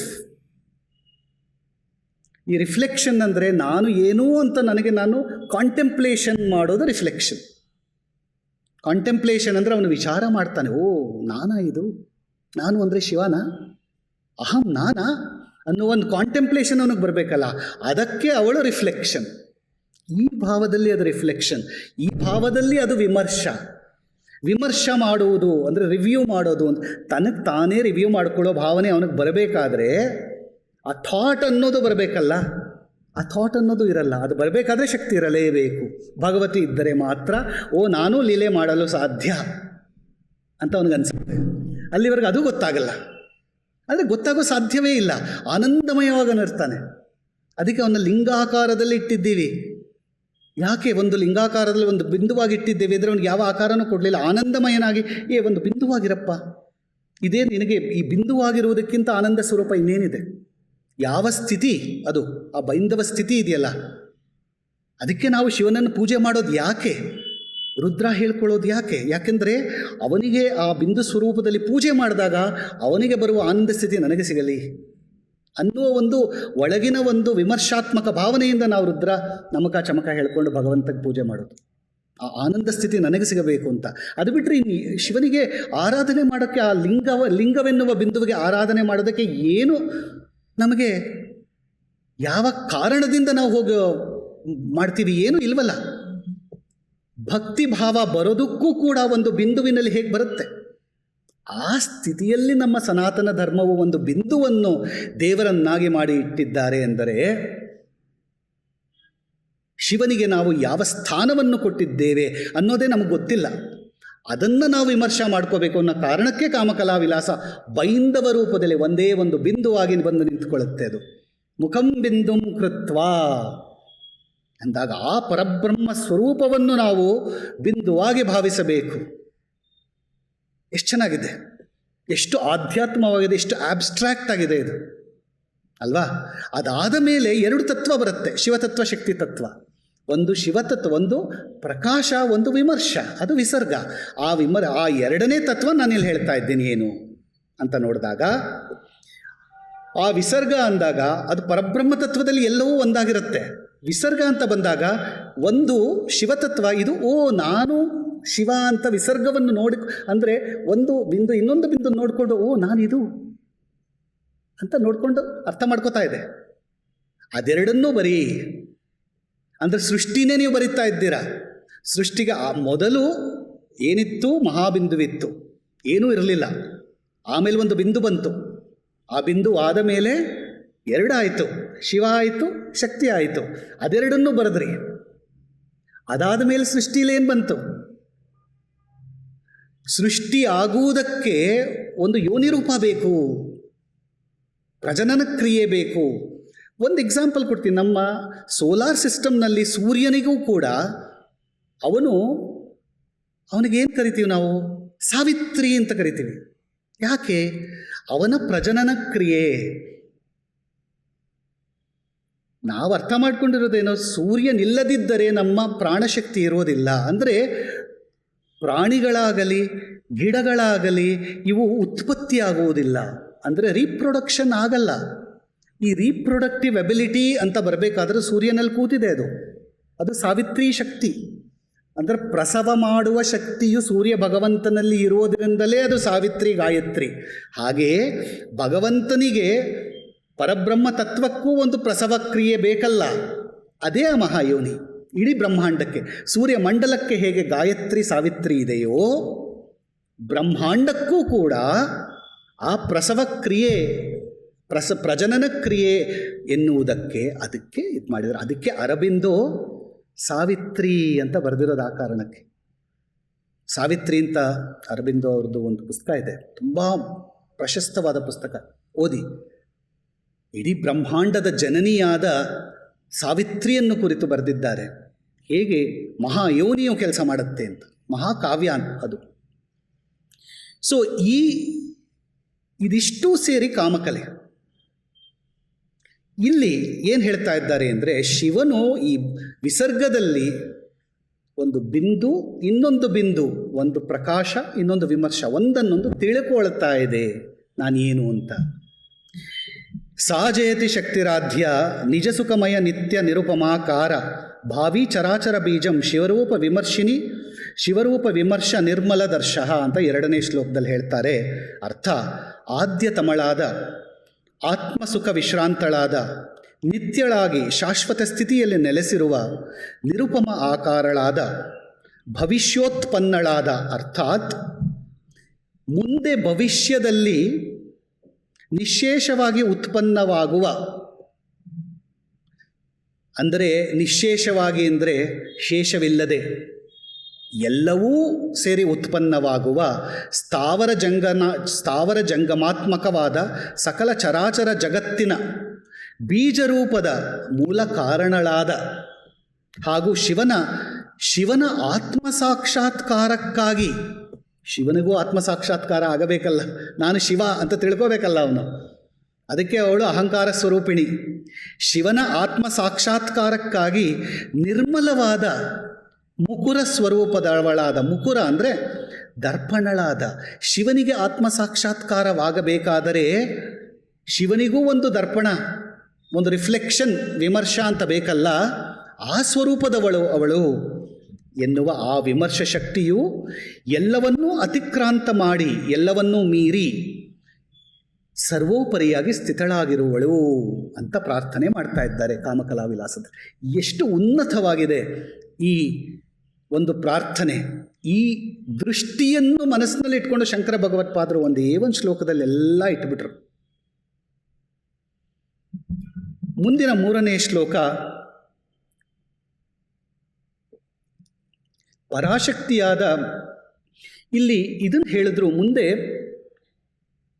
ಪರಬ್ರಹ್ಮ ಸ್ವರೂಪ, ಅದಾದ ಮೇಲೆ ಬಿಂದು, ಅದಾದ ಮೇಲೆ 2 ವಿಸರ್ಗ, ಅದಾದ ಮೇಲೆ ಪರಾಶಕ್ತಿಯಾದ ಮಹಾತ್ರಿಪುರ ಸುಂದರಿಯ ಸ್ವಸ್ವರೂಪದ ವರ್ಣನೆ. ಅವಳು ಹೇಗಿದ್ದಾಳೆ ತ್ರಿಪುರ ಸುಂದರಿ? ಇಲ್ಲಿ ಆಚಾರ್ಯ ಪುಣ್ಯಾನಂದನಾಥರು ಕಾಮಕಲಾ ವಿಲಾಸದ ಮೊದಲ 2 ಶ್ಲೋಕಗಳಲ್ಲಿ ಪರಮೇಶ್ವರನ ಸ್ವಯಂ ಪ್ರಕಾಶವಾದ ಮಂಗಳ ರೂಪವನ್ನು ಹಾಗೂ ಪರಾಶಕ್ತಿಯ ನಿತ್ಯಾನಂದಮಯ ವಿಮರ್ಶ ದರ್ಪಣದ ಸ್ವರೂಪವನ್ನು ದರ್ಶನ ನಮಗೆ ಮಾಡಿಸಿದ್ದಾರೆ. ಅದಾದ ಮೇಲೆ ಈ 3ನೇ ಶ್ಲೋಕದಲ್ಲಿ ಶಿವಶಕ್ತಿಯರ ಸಮಾಗಮವನ್ನು ವ್ಯಕ್ತ ಮಾಡಿದ್ದಾರೆ. ನಾವು ಹೇಳಿಲ್ವಾ, ಕಾಮೇಶ್ವರ ಕಾಮೇಶ್ವರಿಯರು. ಇದನ್ನೇ ನಾವು ಶಿವಶಕ್ತಿಯಾಯುಕ್ತವನ್ನು ಒಂದೇ ಒಂದು ಪದದಲ್ಲಿ ಹೇಳಿಬಿಟ್ರು. ಅವರ ಸಮಾಗಮದಿಂದಲೇ ಇಡೀ ಬ್ರಹ್ಮಾಂಡ ರಚನೆ ಆಗುತ್ತೆ ಅಂತ ಆ ಪ್ರಾಸೆಸ್ನಲ್ಲಿ ಹೇಳ್ತಾ ಇದ್ದಾರೆ. 3ನೇ ಶ್ಲೋಕದಲ್ಲಿ ಶಿವಶಕ್ತಿಯರ ಸಮಾಗಮವನ್ನು ವ್ಯಕ್ತ ಮಾಡುತ್ತಾ ಬೀಜದಲ್ಲಿ ಅಂಕುರವು ಉತ್ಪನ್ನವಾಗುತ್ತದೆ. ಅಂದರೆ ಒಂದು ಬೀಜದಲ್ಲಿ ಒಂದು ಸ್ಪ್ರೌಟ್ ಅಂತ ಇರುತ್ತೆ ಅಲ್ವಾ? ಕಡಲೆಕಾಯಿ ತಗೊಳ್ಳಿ, ಕಡಲೆಕಾಳು ತಗೊಳ್ಳಿ, ಹೆಸರು ಕಾಳು ತಗೊಳ್ಳಿ, ಅದನ್ನು ನಾವು ನೆನೆಸಿದಾಗ ಏನು ಬರುತ್ತೆ, ಅದರಲ್ಲಿ ಒಂದು ಮೊಳಕೆ ಒಡೆಯುತ್ತೆ. ಸೊ ಬೀಜದ ಒಳಗಡೆ ಮೊಳಕೆ ಇದ್ದೇ ಇರುತ್ತೆ. ಕರೆಕ್ಟಾ? ಒಪ್ತೀರಲ್ವಾ? ಹಾಗೆ ಅದೇ ರೀತಿಯಲ್ಲಿ ಅಂಕುರದಿಂದ ಬೀಜವು ಉತ್ಪನ್ನವಾಗುತ್ತದೆ. ಯಾಕಂದರೆ ಆ ಅಂಕುರವು ನಾಳೆ ಮೊಳಕೆಯೊಡೆದು ಗಿಡವಾಗಿ ಮರವಾದ ಮೇಲೆ ಹಣ್ಣು ಬಿಟ್ಟು ಹೂವಾಗಿ ಕಾಯಾಗಿ ಬೀಜವಾದಾಗ ಏನಾಗುತ್ತೆ, ಆ ಅಂಕುರದಲ್ಲಿ ಭವಿಷ್ಯದ ಬೀಜ ಇದೆ, ಬೀಜದಲ್ಲಿ ಭವಿಷ್ಯದ ಮೊಳಕೆ ಇದೆ. ನಾವು ಕೇಳ್ತೀವಲ್ಲ ಒಂದು ಪ್ರಶ್ನೆ, ಕೋಳಿಯಿಂದ ಮೊಟ್ಟೆ ಬಂತು, ಮೊಟ್ಟೆಯಿಂದ ಕೋಳಿ ಬಂತು ಅಂದ. ಅದಕ್ಕೆ ಇದು ಉತ್ತರ ಅಲ್ವಾ? ಸೊ ಬೀಜದಲ್ಲಿ ಅಂಕುರವೂ ಇದೆ, ಅಂಕುರದಲ್ಲಿ ಬೀಜವೂ ಇದೆ. ಇದು ಕಾಲದ ಮೇಲೆ ಸಂಬಂಧಿತವಾದದ್ದು. ಇವತ್ತು ಬೀಜ ನಾಳೆ ಅಂಕುರ, ಅಥವಾ ಇವತ್ತು ಅಂಕುರ ಅದು ನಾಳೆ ಮತ್ತೆ ಬೀಜ. ಹೀಗೆ ಸೃಷ್ಟಿ ಸ್ಥಿತಿ ಲಯಗಳು ಹೀಗೆ, ಅದು ಒಂದೊಂದು ಸೈಕಲ್ ಅಲ್ವಾ? ಇದನ್ನು ಅರ್ಥ ಮಾಡಿಕೊಂಡಾಗ ಇವೆರಡೂ ಬೀಜ ಹಾಗೂ ಅಂಕುರ ಇವೆರಡೂ ಶಿವಶಕ್ತಿಯರ ಪ್ರತೀಕ ಅಂತ ತಿಳ್ಕೋಬೇಕು.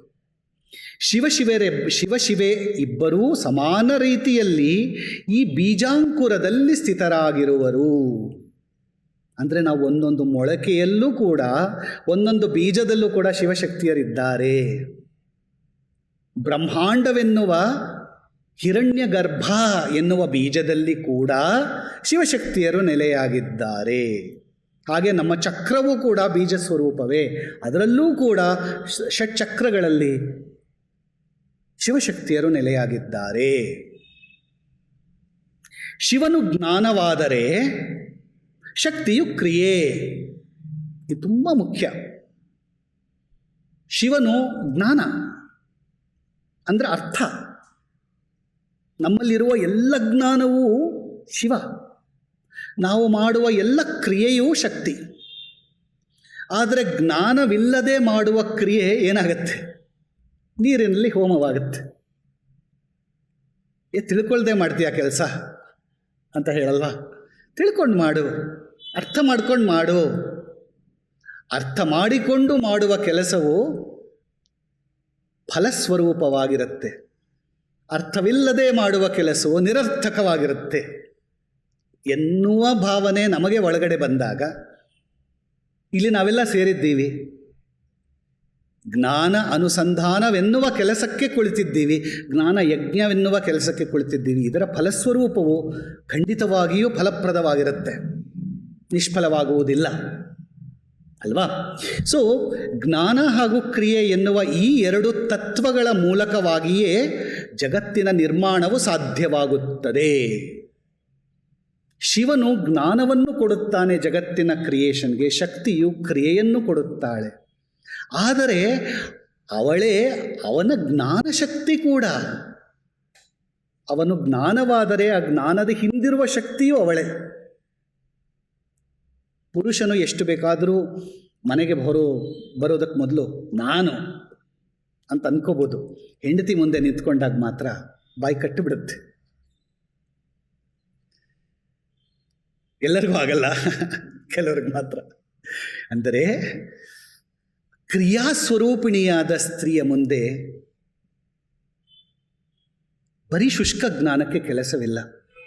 ಆ ಜ್ಞಾನಕ್ಕೆ ಕ್ರಿಯೆಯನ್ನು ಕೊಡುವವಳು ಅವಳೇ, ಆ ಜ್ಞಾನಕ್ಕೆ ಒಂದು ಅರ್ಥವನ್ನು ಕೊಡುವವಳು ಅವಳೇ. ಆ ಶಕ್ತಿ ಇಲ್ಲದಿದ್ದರೆ ಬರೀ ಜ್ಞಾನಕ್ಕೆ, ಪುರುಷನಿಗೆ ನಾನು ಎನ್ನುವ ಜ್ಞಾನ ಬರಬೇಕಾದ್ರೆ ಅವಳು ಬೇಕೇ ಬೇಕು. ಆದರೆ ಈ ಸ್ತ್ರೀ ಪುರುಷ ಅನ್ನೋದು ಸಪ್ರೇಟ್ ಆಗಿಲ್ಲ, ನಮ್ಮ ಒಳಗಡೆನೇ ಇದೆ. ನಾವೇ ಅರ್ಧನಾರೀಶ್ವರ ಸ್ವರೂಪರಾದ್ದರಿಂದ ನಮ್ಮ ಒಳಗಿನ ಶಕ್ತಿಯು ನಮ್ಮ ಕ್ರಿಯೆ, ನಮ್ಮ ಒಳಗಿನ ಶಿವನು ನಮ್ಮ ಜ್ಞಾನ. ಆದ್ದರಿಂದ ನಾವು ಅರ್ಧನಾರೀಶ್ವರ ಸ್ವರೂಪರು. ಹೀಗೆ ತಿಳಿದುಕೊಂಡಾಗ ನಮ್ಮಲ್ಲಿ ನಾವು ನಮ್ಮ ಪೂರ್ಣತೆಯನ್ನು ನಾವು ಪಡೆಯುತ್ತೇವೆ. ಈ ಸಮನ್ವಯ, ಈ ಜ್ಞಾನ ಮತ್ತು ಕ್ರಿಯೆ ಎನ್ನುವ ಸಮನ್ವಯ ತತ್ವವು ಸೂಕ್ಷ್ಮದಲ್ಲಿಯೂ ಸೂಕ್ಷ್ಮವಾಗಿ ಅಣುತರವಾಗಿರುವುದು. ಅಂದರೆ ಈ ಜ್ಞಾನ ಹಾಗೂ ಕ್ರಿಯೆ ಎನ್ನುವ ಒಂದು ಮಾರ್ಗ ತತ್ವ ನಮಗೆ ಗೊತ್ತೇ ಇರಲ್ಲ, ಸುಲಭ ಅಲ್ಲ ಅದು. ಅದು ದೇವಿ ಶಿವಶಕ್ತಿಯರು ನಮಗೆ ಅದು ಪ್ರಸಾದ ಕೊಟ್ಟರೆ ಮಾತ್ರ ಸಿಗತ್ತೆ, ಇಲ್ಲದಿದ್ದರೆ ಅತಿ ಸೂಕ್ಷ್ಮವಾದದ್ದು. ಅರ್ಥಾತ್ ಇದರ ಅರ್ಥ ಏನು? ಈ ಜ್ಞಾನಕ್ಕೆ ಅಕಾರ ಅಂತ ಕರಿತೀವಿ, ಈ ಕ್ರಿಯೆಗೆ ಹಕಾರ ಅಂತ ಕರಿತೀವಿ. ಎರಡು ಸೇರಿದಾಗ ಏನಾಯಿತು? ಅಹಂಕಾರ. ಎಷ್ಟು ಚೆನ್ನಾಗಿದೆ! ಅಕಾರದಿಂದ ಪ್ರಾರಂಭ ಆಗತ್ತೆ ಜ್ಞಾನ, ಅಕಾರದಿಂದ ಆ ಬಂದ ತಕ್ಷಣ ಕ್ರಿಯೆ ಬಂದ್ಬಿಡ್ತು ಅಲ್ವಾ? ಅಹ ಆದ ಮೇಲೆ ಸ್ವರ ವ್ಯಂಜನಕ್ಕೆ ಬಂದ ಮೇಲೆ ನಮಗೆ ಕಡೆಗೆ ಹಕಾರ. ಅಕಾರದಿಂದ ಹಕಾರದವರೆಗೂ ಇರುವ ಶಿವಶಕ್ತಿಯರ ಜ್ಞಾನಕ್ರಿಯೆಯ ಸ್ವರೂಪವೇ ಅಹಂಕಾರ. ಮಗುವಿಗೆ ಅಹಂಕಾರವಿರತ್ತ? ಚಿಕ್ಕ ಮಗುವಿಗೆ ಅಹಂ ಎನ್ನುವ ಭಾವನೆ ಅದಕ್ಕಿರಲ್ಲ. ನಾನು ಯಾರು ಅಂತಲೇ ಗೊತ್ತಿರಲ್ಲ. ಅಮ್ಮ ಅಪ್ಪ ಹೇಳ್ಕೊಡ್ಬೇಕು, ಓ ನಿನ್ನ ಹೆಸರಿದು ಅಲ್ವಾ? ಅಮ್ಮನ್ನ ಅದು ಫಸ್ಟ್ ಅಮ್ಮ ಅನ್ನತ್ತೆ, ತಾನೇನು ಅಂತ ಗೊತ್ತಿರಲ್ಲ. ತನಗೆ ತನ್ನ ಅಹಂಕಾರ ಗೊತ್ತಾಗಬೇಕಾದ್ರೆ ವಿಮರ್ಶ ಸ್ವರೂಪಿಣಿಯಾದ ತಾಯಿ ಬೇಕು. ತಾಯಿ ಹೇಳ್ಕೊಡ್ತಾಳೆ, ಮಗು ನೀನಿದು ಅಂತ, ನಿನ್ನ ಹೆಸರಿದು, ಇದು ತಂದೆ ಅನ್ನೋ ಪ್ರತಿಯೊಂದನ್ನು ಮಗುಗೆ ಹೇಳ್ಕೊಟ್ಟಾಗ ಅದಕ್ಕೆ ಓ ನನ್ನ ಹೆಸರಿದು, ನಾನು ಇದು ಅಂತ ಅದಕ್ಕೆ ಅಹಂಕಾರ ಬರುತ್ತೆ ಅಲ್ವಾ? ಹಾಗೆ ಈ ಅಹಂ ಎನ್ನುವ ಕಾರ, ಅಕಾರದಿಂದ ಹಕಾರದವರೆಗೂ ಇರುವುದೇ ಅಹಂಕಾರ.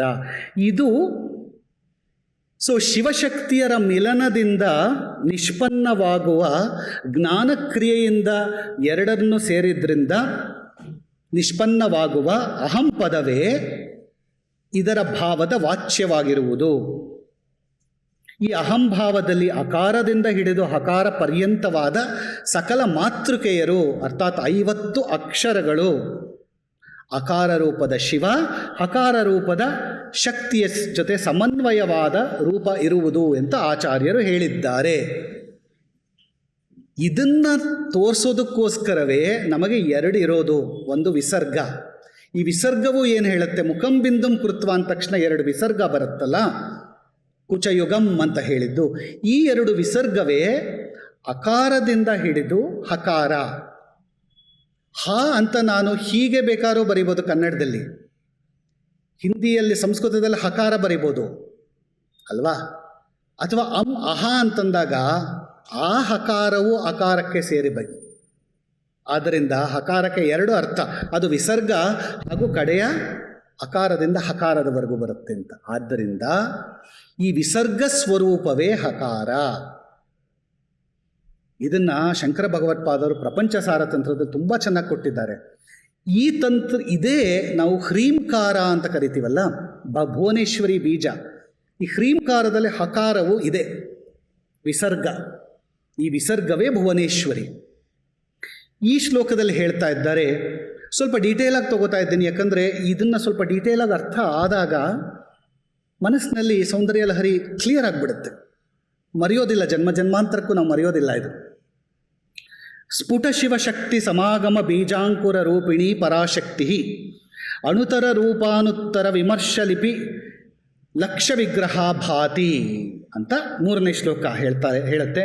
ಶಿವ ಹಾಗೂ ಶಕ್ತಿಯರಿಂದ ಸಂಯುಕ್ತವಾದ ಸಾಮರಸ್ಯದ ರೂಪದಲ್ಲಿ ಸ್ಥಿತವಾದ ಬೀಜಾಂಕುರ ರೂಪಿಣಿಯಾದ ಸೂಕ್ಷ್ಮತಮಳಾದ ಪರಾಶಕ್ತಿಯಾದ ಆದ್ಯಕ್ಷರವಾದ ಅಕಾರ ಹಾಗೂ ವಿಮರ್ಶಾಕ್ಷರವಾದ ಹಕಾರದ ಸಂಯೋಗದ ಮೂಲಕ ವ್ಯಕ್ತಿಭೂತ ಸ್ವರೂಪದವಳಾಗಿ ಅರ್ಥಾತ್ ಅಂತರ್ಗರ್ಭಿತ ಸರ್ವವರ್ಣ ರೂಪದವಳಾಗಿ ಸುಶೋಭಿತಳಾಗಿರುವವಳು. ಸರ್ವವರ್ಣ ರೂಪಳಾಗಿ ಅಂದರೆ ಅಕಾರ ಹಕಾರ ಎರಡೂ ಅವಳೇ ಆದ್ದರಿಂದ ಸರ್ವವರ್ಣ. ಅದಕ್ಕೆ ಅವಳನ್ನು ಆಹೋ ಪುರುಷಿಕ ಅಂತ 7ನೇ ಶ್ಲೋಕದಲ್ಲಿ ಶಿವನ ಅಹಂಕಾರ ಸ್ವರೂಪಿಣಿ ನೀನು ಅಂತ ಪೂಜೆ ಮಾಡ್ತೀರಿ. ಅದು ಇದು ಸಾಧಕನ ಮಣಿಪೂರ ಚಕ್ರದಲ್ಲಿ ಅವನಿಗೆ ಗೋಚರವಾಗುತ್ತೆ. ಇನ್ನೊಂದು ಶ್ಲೋಕ ತಗೋತೀನಿ, ಮಹಾಬಿಂದು ಅಂತ. ಆ ಶ್ಲೋಕ ತಗೊಂಡು ಇವತ್ತಿನ ಇದನ್ನು ಮುಗಿಸೋಣ. ಆಮೇಲೆ ಏನಾಗುತ್ತೆ ಮುಂದೆ ನೋಡೋಣ. 4ನೇ ಶ್ಲೋಕ ಹೇಳುತ್ತೆ ಮಹಾಬಿಂದುವಿನ ಸ್ವರೂಪ. ಇದೇ ಅತ್ಯಂತ ಮುಖ್ಯವಾದದ್ದು. ಈ ಮಹಾಬಿಂದುವೇ ಇಡೀ ಜಗತ್ತಿನ ಕಾರಣ. ಈ ಮಹಾಬಿಂದುವನ್ನು ನಾವು ಬಿಗ್ ಬ್ಯಾಂಗ್ನಲ್ಲಿ ಸಿಂಗ್ಯುಲಾರಿಟಿ ಅಂತ ಕರ್ಕೊಂಬಂದಿದ್ದೀವಿ. ಇಡೀ ಯೂನಿವರ್ಸ್ ಬಿಗ್ ಬ್ಯಾಂಗ್ನಲ್ಲಿ ಬಂದಾಗ ಈ ಮಹಾಬಿಂದು ಫಸ್ಟ್ ಬರಬೇಕು, ಅದಾದ ಮೇಲೆ ಒಂದು ಬಿಂದು ಬರಬೇಕು. ಆ ಬಿಂದುವೇ ಶ್ರೀಚಕ್ರದ ಬಿಂದು. ಶ್ರೀಚಕ್ರದ ಬಿಂದುವಿಗಿಂತ ಮೊದಲು ಬರುವುದು ಮಹಾಬಿಂದು. ಆ ಮಹಾಬಿಂದು ಆದ ಮೇಲೆ ಶ್ರೀಚಕ್ರದ ಬಿಂದು ಬರುತ್ತೆ. ಆ ಶ್ರೀಚಕ್ರದ ಬಿಂದು ಬಂದ ಮೇಲೆ ತ್ರಿಕೋಣ ಬರುತ್ತೆ. ಆ ತ್ರಿಕೋಣ ಬಂದ ಮೇಲೆ ಅಷ್ಟಕೋಣ ಬರುತ್ತೆ. ಹಾಗೆ ಶ್ರೀಚಕ್ರದ ಉತ್ಪತ್ತಿ ಆಗುತ್ತೆ. ಇಡೀ ಬ್ರಹ್ಮಾಂಡವೇ ಶ್ರೀಚಕ್ರವಾಗಿ ಉತ್ಪತ್ತಿ ಆಗುತ್ತೆ ಅಂತ ಹೇಳಿದ್ದೆ ಮುಂಚೆ. ಇವಾಗ ಅದರದ್ದು ಸ್ವಲ್ಪ ಸ್ವಲ್ಪ ಬಿಡಿಸ್ಕೊತಾ ಇದ್ದೀವಿ.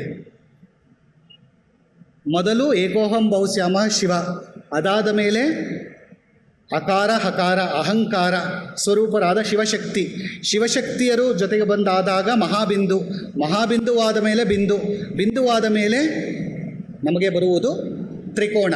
ಈ ಬಿಂದುವನ್ನೇ ನಾವು ಸರ್ವಾನಂದಮಯ ಚಕ್ರ ಅಂತ ಮಧ್ಯ ಶ್ರೀಚಕ್ರದ ಬಿಂದುವನ್ನು ಕರೆಯೋದು ಸರ್ವಾನಂದಮಯ ಚಕ್ರ. ಆಮೇಲೆ ತ್ರಿಕೋಣ ಬರುತ್ತೆ.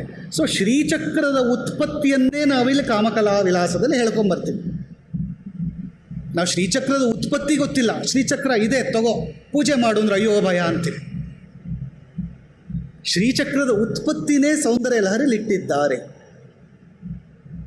ಶ್ರೀಚಕ್ರದ ಉತ್ಪತ್ತಿನ ತಿಳ್ಕೊಂಡ ಮೇಲೆ ಬ್ರಹ್ಮಾಂಡ ರಹಸ್ಯ ತಿಳ್ಕೋತೀವಲ್ಲ, ಅದೇ ತಾನೇ ಬೇಕಾಗಿದ್ದು ನಮಗೆ. ಅದಕ್ಕೆ ನಾವು ಸೌಂದರ್ಯ ಲಹರಿ ಅನುಸಂಧಾನ ಮಾಡ್ತಾ ಇರೋದು. ಇವತ್ತು ಹೇಳ್ತೀನಿ, ಯಾಕಂದರೆ ಮುಗಿಯೋದು ಇದು ಇಲ್ಲಿಗೆ ಪರ್ಯಾವಸನ ಆಗಬೇಕು. ಮಳೆ ಬರ್ತಾ ಇದೆ, ಕೇಳಿಸ್ತಿದೆ ಅಲ್ಲ?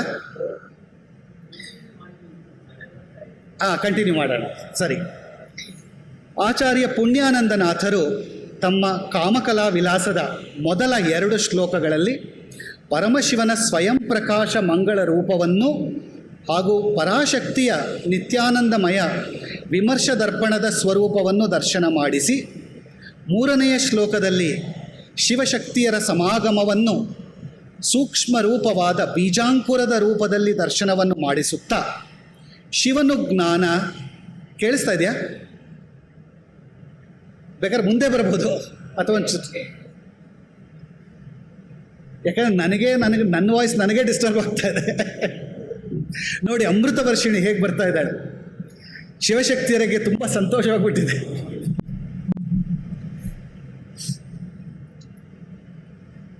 ಮೂರನೇ ಶ್ಲೋಕದಲ್ಲಿ ಏನು ನೋಡಿದ್ವಿ? ಶಿವಶಕ್ತಿಯರ ಸಮಾಗಮವನ್ನು ಸೂಕ್ಷ್ಮತಮವಾದ ಬೀಜಾಂಕುರದ ರೂಪದಲ್ಲಿ ದರ್ಶನವನ್ನು ಮಾಡಿಸುತ್ತಾ ಶಿವನು ಜ್ಞಾನಸ್ವರೂಪ, ಶಕ್ತಿಯು ಕ್ರಿಯಸ್ವರೂಪ ಎನ್ನುವ ತತ್ವಗಳ ಮೂಲಕ ಜಗತ್ತಿನ ನಿರ್ಮಾಣವಾಗುತ್ತದೆ ಎಂದು ಹೇಳುತ್ತಾ, ಅಕಾರವು ಪ್ರಕಾಶ, ಹಕಾರವು ವಿಮರ್ಶ ಇವೆರಡರ ಮಿಲನದಿಂದ ಉತ್ಪತ್ತಿ ಅಥವಾ ನಿಷ್ಪನ್ನವಾಗುವ ಅಹಂ ಎನ್ನುವ ಭಾವದಲ್ಲಿ ಸಮಸ್ತ ಮಾತೃಕೆಯರು ಹಾಗೂ ಅಕಾರ ರೂಪದ ಶಿವ ಹಾಗೂ ಹಕಾರ ರೂಪದ ಸಮನ್ವಿತವಾದ ರೂಪವಿರುವುದು ಎಂದು ಆಚಾರ್ಯರು ಹೇಳಿರುವರು. ಅಂದರೆ ಅಕಾರ ರೂಪದಲ್ಲಿ ಶಿವ ಇದ್ದಾನೆ, ಹಕಾರ ರೂಪದಲ್ಲಿ ಶಿವಶಕ್ತಿಯರು ಇಬ್ಬರೂ ಇದ್ದಾರೆ. ಶಕ್ತಿ ಒಬ್ಬಳೇ ಅಲ್ಲ. ಅಕಾರದಲ್ಲಿ ಶಿವ, ಹಕಾರದಲ್ಲಿ ಶಿವಶಕ್ತಿ ಒಟ್ಟಿಗೆ. ಆದ್ದರಿಂದ ಇದು ಭುವನೇಶ್ವರಿ ಬೀಜ. ಹ್ರೀಂಕಾರದಲ್ಲಿ ಹಕಾರವು ಶಿವಶಕ್ತಿ ಇಬ್ಬರನ್ನೂ ಸೇರಿದ ಆಕಾಶ ಬೀಜ, ಲಜ್ಜಾ ಬೀಜ, ಮಾಯಾ ಬೀಜ ಅಂತ ಕರೆಸ್ಕೊಂಡಿದೆ ಹಕಾರ. ಅದರಿಂದಲೇ ಹ್ರೀಂಕಾರ ಬರುತ್ತೆ ನಮ್ಮ ಮುಂದೆ. ಪ್ರಸ್ತುತ ಕಾಮಕಲಾ ವಿಲಾಸದ 4ನೇ ಶ್ಲೋಕದಲ್ಲಿ ಆಚಾರ್ಯ ಪುಣ್ಯಾನಂದನಾಥರು ಮಹಾಬಿಂದುವೇ ಪರತತ್ವದ ಪ್ರಾರಂಭಿಕ ರೂಪ ಎಂದು ಹೇಳಿದ್ದಾರೆ. ಸೊ ಪರಬ್ರಹ್ಮ ತತ್ವದ ಮೊದಲ ಕ್ರಿಯೆ ಏನು ಸೃಷ್ಟಿಯಾಗಬೇಕಾದರೆ ಅಂತ ನಮ್ಮ ಸೈನ್ಸು ಹೇಳಲ್ಲ, ಇದನ್ನು ನಮ್ಮ ಫಿಸಿಕ್ಸು ಕೂಡ ಇದನ್ನು ಹೇಳಲ್ಲ. ಮಹಾಬಿಂದುವೇ ಪರತತ್ವದ ಪ್ರಾರಂಭಿಕ ರೂಪ ಅಂತ ಹೇಳಿದ್ದಾರೆ. ಇದನ್ನು ಪ್ರಪಂಚಸಾರ ತಂತ್ರದಲ್ಲಿ ಆಚಾರ್ಯ ಶಂಕರ ಭಗವತ್ಪಾದರು ಹೇಳಿದ್ದಾರೆ. ಇದಕ್ಕೆ ಪದ್ಮಪಾದರು ಕೂಡ ಇದಕ್ಕೆ ವ್ಯಾಖ್ಯಾನ ಮಾಡಿದ್ದಾರೆ. ನಿಮಗೆ ಬೇಕು ಅಂದ ಪಕ್ಷದಲ್ಲಿ ವೇದಾಂತ ಬುಕ್ ಹೌಸ್ಗೆ ಹೋಗಿ ಅಥವಾ ಯಾವುದೇ ಬುಕ್ ಹೌಸ್ಗೆ ಹೋಗಿ ಆ ಪ್ರಪಂಚಸಾರ ತಂತ್ರದ ಹಿಂದಿ ಪುಸ್ತಕ ಸಿಗುತ್ತೆ. ಕನ್ನಡದಲ್ಲಿ ಯಾರೂ ಮಾಡಿಲ್ಲ ಅನ್ಸತ್ತಿನ್ನ. ಶ್ಲೋಕ ಹಾಗೂ ಅದರ ಭಾವಾರ್ಥ ಸಿಗುತ್ತೆ. ನಿರ್ಗುಣ ಪರಬ್ರಹ್ಮವಾದ ಪರಮಶಿವನು ತನ್ನ ಸ್ವಯಂ ಪ್ರಕಾಶ ರೂಪದ ಕಿರಣ ಜಾಲದ ಮೂಲಕ ನಿರ್ಮಲ ವಿಮರ್ಶ ಸ್ಫುರಣ ಶಕ್ತಿ ಸ್ವರೂಪಿಣಿಯಾದ ದರ್ಪಣದಲ್ಲಿ ಪ್ರತಿಬಿಂಬನಾಗುತ್ತಿರುವನು. ತುಂಬ ಚೆನ್ನಾಗಿದೆ. ಪ್ರಕಾಶ ಸ್ವರೂಪನಾದ ಪರಮಶಿವ ನಿರ್ಮಲ ದರ್ಪಣ ರೂಪವಾದ, ಅಂದರೆ ಒಂದು ಸಣ್ಣ ಕಳಂಕವಿಲ್ಲದೆಯ ಇರುವ, ಮುಂದೆ ಬನ್ನಿ ಸರ್, ಅಕಸ್ಮಾತ್ ಏನಾದ್ರು ಕೇಳಿಸ್ತಿದೆಯಾ? ಒಂದು ಕಳಂಕವಿಲ್ಲದೆ ಇರುವಂತಹ ಕನ್ನಡಿಯಾದ ಶಿವೆ ಎನ್ನುವ ತತ್ವದಲ್ಲಿ ಅವನ ಪ್ರಕಾಶವು ಪ್ರತಿಬಿಂಬಿತವಾಗುತ್ತಿರುವುದು. ಅಂದರೆ ಶಿವನು ಶಕ್ತಿ ಎನ್ನುವ ಕನ್ನಡಿಯಲ್ಲಿ ತನ್ನನ್ನು ತಾನು ನೋಡಿಕೊಳ್ಳುತ್ತಾ ಇದ್ದಾನೆ. ಆ ಕನ್ನಡಿ ಇಲ್ಲದೆ ಹೋದರೆ ಅವನಿಗೆ ತಾನು ಯಾರು ಅಂತ ಗೊತ್ತಾಗಲ್ವಲ್ಲ. ಅಂದರೆ ನಾವು ಕನ್ನಡಿ ಇಲ್ಲದೆ ಹೋದರೆ ನಾವು ಯಾರು ಅಂತ ಗೊತ್ತಾಗ್ತಿತ್ತ ನಮಗೆ? ನಮ್ಮ ಮುಖ ನಮ್ಗೆ ನೋಡ್ಕೊಳ್ಳೋಕೆ ಆಗ್ತಿರ್ಲಿಲ್ವಲ್ಲ. ಹಾಗೆ ಶಿವನೂ ಕೂಡ ಯಾವ ರೀತಿ ಕನ್ನಡಿ ಅದು? ಕಾಂಟೆಂಪ್ಲೇಷನ್, ಆತ್ಮ ಸಾಕ್ಷಾತ್ಕಾರವೆನ್ನುವ ಕನ್ನಡಿ, ಶಿವನಿಗೆ ಆತ್ಮ ಸಾಕ್ಷಾತ್ಕಾರವನ್ನು ಮಾಡಿಸುವ ಕನ್ನಡಿ ಅಲ್ವಾ?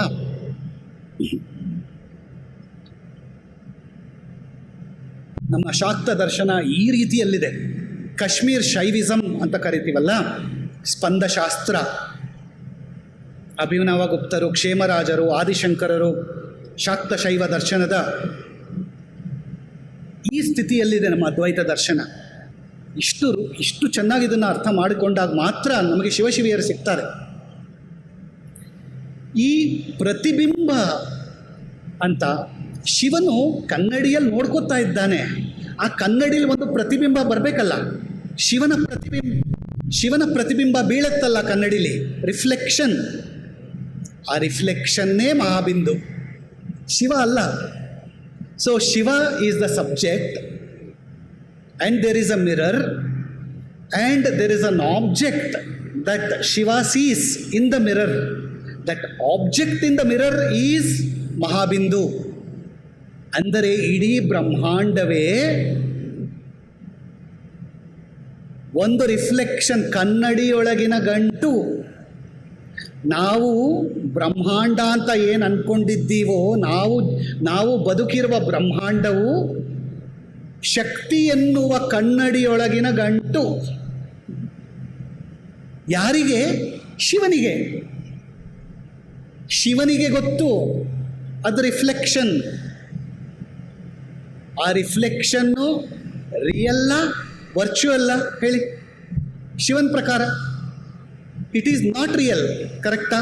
ಬಿಕಾಸ್ ಅದು ಕನ್ನಡಿಯೊಳಗೆ ಕಾಣಿಸ್ತಾ ಇದೆ. ಅವನ ಸೃಷ್ಟಿ ಮಾಡಿದ ಕನ್ನಡಿಲಿ ಕಾಣಿಸ್ತಾ ಇದೆ ಇದು. ಆ ಕಾರಣದಿಂದ ಆ ಕನ್ನಡಿಯಲ್ಲಿರೋ ರಿಫ್ಲೆಕ್ಷನ್ಗೆ ಏನಂತ ಕರಿತೀವಿ? ಮಾಯೆ ಅಂತ ಕರಿತೀವಿ. ಆದರೆ ಕನ್ನಡಿ ಒಳಗಿನ ಒಂದು ಆ ಆಬ್ಜೆಕ್ಟ್ಗೆ ನಾನು ಮಾಯೆಲಿದ್ದೀನಿ ಅಂತ ಗೊತ್ತಿಲ್ಲ ಅಲ್ವಾ? ಶಿವನಿಗೆ ಮಾತ್ರ ಗೊತ್ತು ಅದು ಮಾಯೆ ಅಂತ. ಇದು ಮಾಯೆಯ ನಿಜವಾದ ಡೆಫಿನೇಷನ್.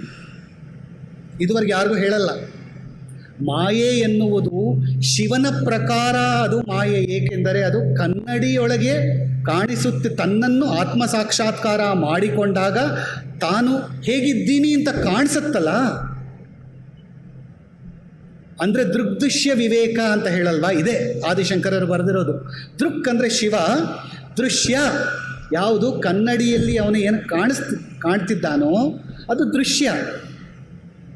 ಆ ದೃಶ್ಯ ಕನ್ನಡಿ ಯಾವುದು? ಶಕ್ತಿ. ನೋಡ್ತಿರೋನು ಮಾತ್ರ ಶಿವ. ಅಂದರೆ ಸಾಕ್ಷಿಭೂತವಾಗಿ ಶಿವನು ಆತ್ಮ ಸಾಕ್ಷಾತ್ಕಾರಕ್ಕಾಗಿ ಶಿವೆ ಎನ್ನುವ ಒಂದು ವಿಮರ್ಶ ದರ್ಪಣದಲ್ಲಿ ತನ್ನನ್ನು ತಾನು ನೋಡಿಕೊಂಡಾಗ ತನ್ನ ಆತ್ಮ ಸಾಕ್ಷಾತ್ಕಾರವಾಗಿ ಅವನಿಗೆ ಏನು ಕಾಣಿಸುತ್ತೋ ಅದೇ ಬ್ರಹ್ಮಾಂಡ.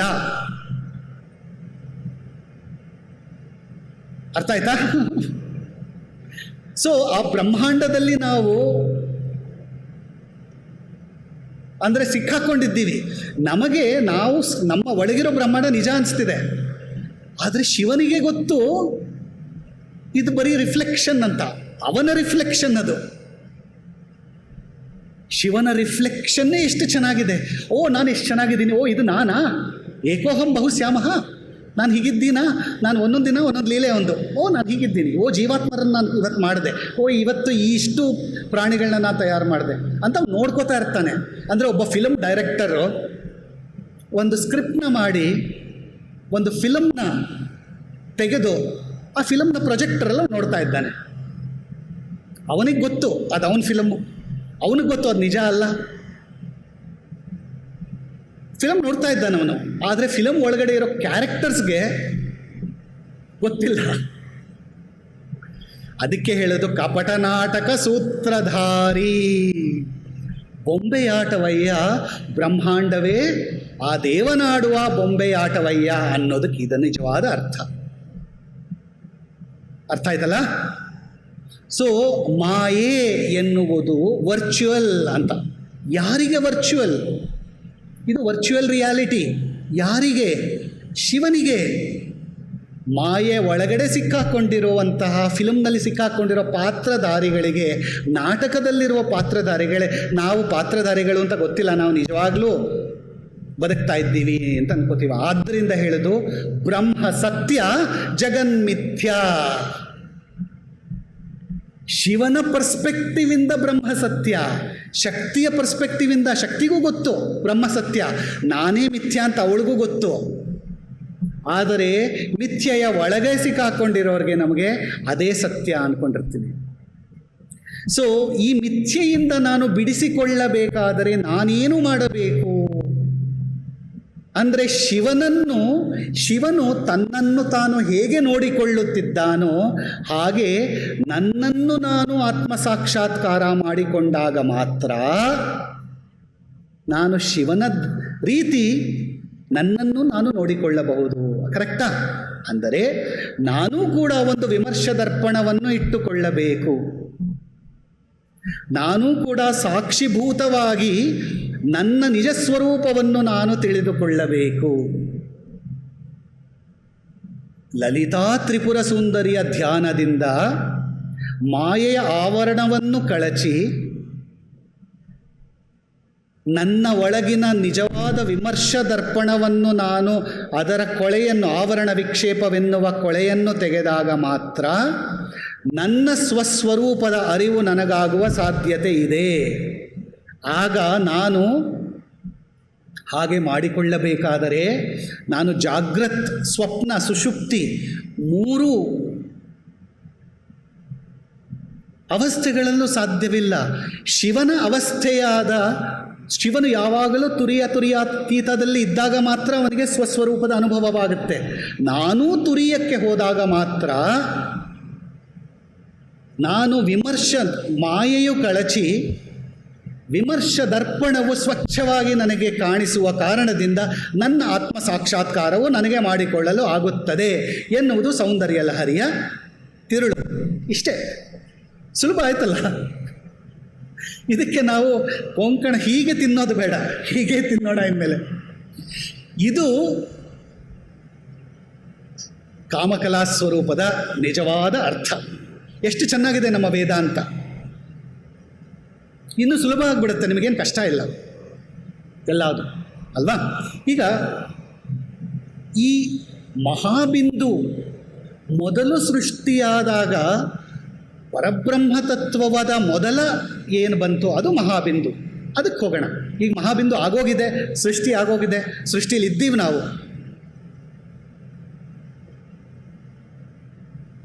ಹೇಳಿದೆ, ನಿರ್ಗುಣ ಪರಬ್ರಹ್ಮವಾದ ಪರಮಶಿವನು ತನ್ನ ಕಿರಣಜಾಲದ ಮೂಲಕ ನಿರ್ಮಲ ವಿಮರ್ಶ ಶಕ್ತಿ ಸ್ಫುರಣ ಶಕ್ತಿ ಸ್ವರೂಪಿಣಿಯಾದ ದರ್ಪಣದಲ್ಲಿ ಪ್ರತಿಬಿಂಬನಾಗುತ್ತಿರುವನು. ಈ ಪ್ರತಿಬಿಂಬದ ಪ್ರತಿಬಿಂಬವು, ಈ ಪ್ರತಿಬಿಂಬಕ್ಕೊಂದು ಪ್ರತಿಬಿಂಬ ಇರುತ್ತಂತೆ. ಚಿತ್ತಮಯವಾದ ಅರ್ಥಾತ್ ಜ್ಞಾನಸ್ವರೂಪವಾದ ಗೋಡೆಯ ಮೇಲೆ ಬಿದ್ದಾಗ ಮಹಾಬಿಂದುವಿನ ಪ್ರಾದುರ್ಭಾವವಾಗುತ್ತದೆ. ಸ್ವಲ್ಪ ಕಾಂಪ್ಲೆಕ್ಸ್. ಯಾವ ರೀತಿಯಲ್ಲಿ ಸೂರ್ಯನ ಪ್ರತಿಬಿಂಬವು ಕನ್ನಡಿಯ ಮೇಲೆ ಬಿದ್ದು ಆ ಕನ್ನಡಿಯ ಪ್ರತಿಬಿಂಬವು ಒಂದು ಗೋಡೆಯ ಮೇಲೆ ಬಿದ್ದಾಗ ಆ ಗೋಡೆಯ ಮೇಲೆ ಒಂದು ಬೆಳಕಿನ ಒಂದು ಸೂರ್ಯನ ಶೇಪಲ್ಲಿ ಒಂದು ಕಿಂಡಿ ಬರುತ್ತಲ್ಲ, ಒಂದು ಗೋಲಾಕಾರದ ಒಂದು ಸರ್ಕ್ಯುಲರ್, ಅಥವಾ ನಾನು ಒಂದು ಲೆನ್ಸ್ ಇಟ್ಕೋತೀನಿ, ಸೂರ್ಯನ ಕಿರಣಕ್ಕೆ ಒಂದು ಲೆನ್ಸ್ ಇಟ್ಕೋತೀನಿ. ಆ ಲೆನ್ಸು ಏನು ಮಾಡುತ್ತೆ, ಒಂದು ನೆಲದ ಮೇಲೆ ಒಂದು ರೌಂಡ್ ಇದು ಮಾಡುತ್ತೆ ಅಲ್ವಾ. ಕನ್ನಡಿ ಯಾರೋ ತಗೊಳ್ಳಿ, ಲೆನ್ಸ್ ಅಂತನಾರ ತಗೊಳ್ಳಿ, ಒಂದು ಪ್ರಿಸಮ್ ಅಂತನಾರ ತಗೊಳ್ಳಿ. ಸೂರ್ಯ ಸ್ವಪ್ರಕಾಶ, ಅವನು ಶಿವ. ಈ ದರ್ಪಣ ಅಥವಾ ಪ್ರಿಸಮ್ ಅಥವಾ ಒಂದು ಲೆನ್ಸ್ ಇದು ಶಕ್ತಿ, ದರ್ಪಣ. ಅದು ಆ ದರ್ಪಣದ ಮೇಲೆ ಫಸ್ಟ್ ಬೀಳಬೇಕು ಬೆಳಕು, ಅದಾದ ಮೇಲೆ ಒಂದು ಗೋಡೆಯ ಮೇಲೆ ಬೀಳಬೇಕು ಆ ಬೆಳಕು. ಗೋಡೆಯ ಮೇಲೆ ಬಿದ್ದಾಗ ಮಾತ್ರ ಅದನ್ನು ನಾವು ನೋಡಿದಾಗ ಓ ಅದು ಅಂತ ಗೊತ್ತಾಗುತ್ತೆ. ಅದೇ ಮಹಾಬಿಂದು.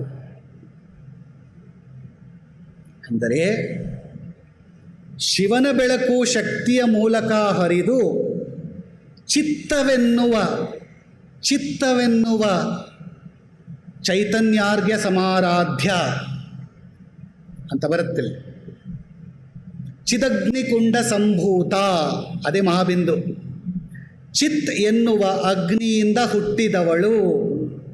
ಈ ಚಿತ್ ಅಂದರೆ ಮಹತ್, ಅಂದರೆ ಮನಸ್ಸು ಅಥವಾ ಒಂದು ಕಾನ್ಷಿಯಸ್ನೆಸ್ ಎನ್ನುವ ಒಂದು ಗೋಡೆಯ ಮೇಲೆ ಈ ಪ್ರತಿಬಿಂಬವು ಬಿದ್ದಾಗ ಆ ಪ್ರತಿಬಿಂಬವು ಒಂದು ಬಿಂದುವಿನ ಸ್ವರೂಪದಲ್ಲಿ ಬರುತ್ತೆ. ಅದೇ ಮಹಾಬಿಂದು. ಅಲ್ಲಿಂದಲೇ ಬ್ರಹ್ಮಾಂಡ ಹುಟ್ಟದು.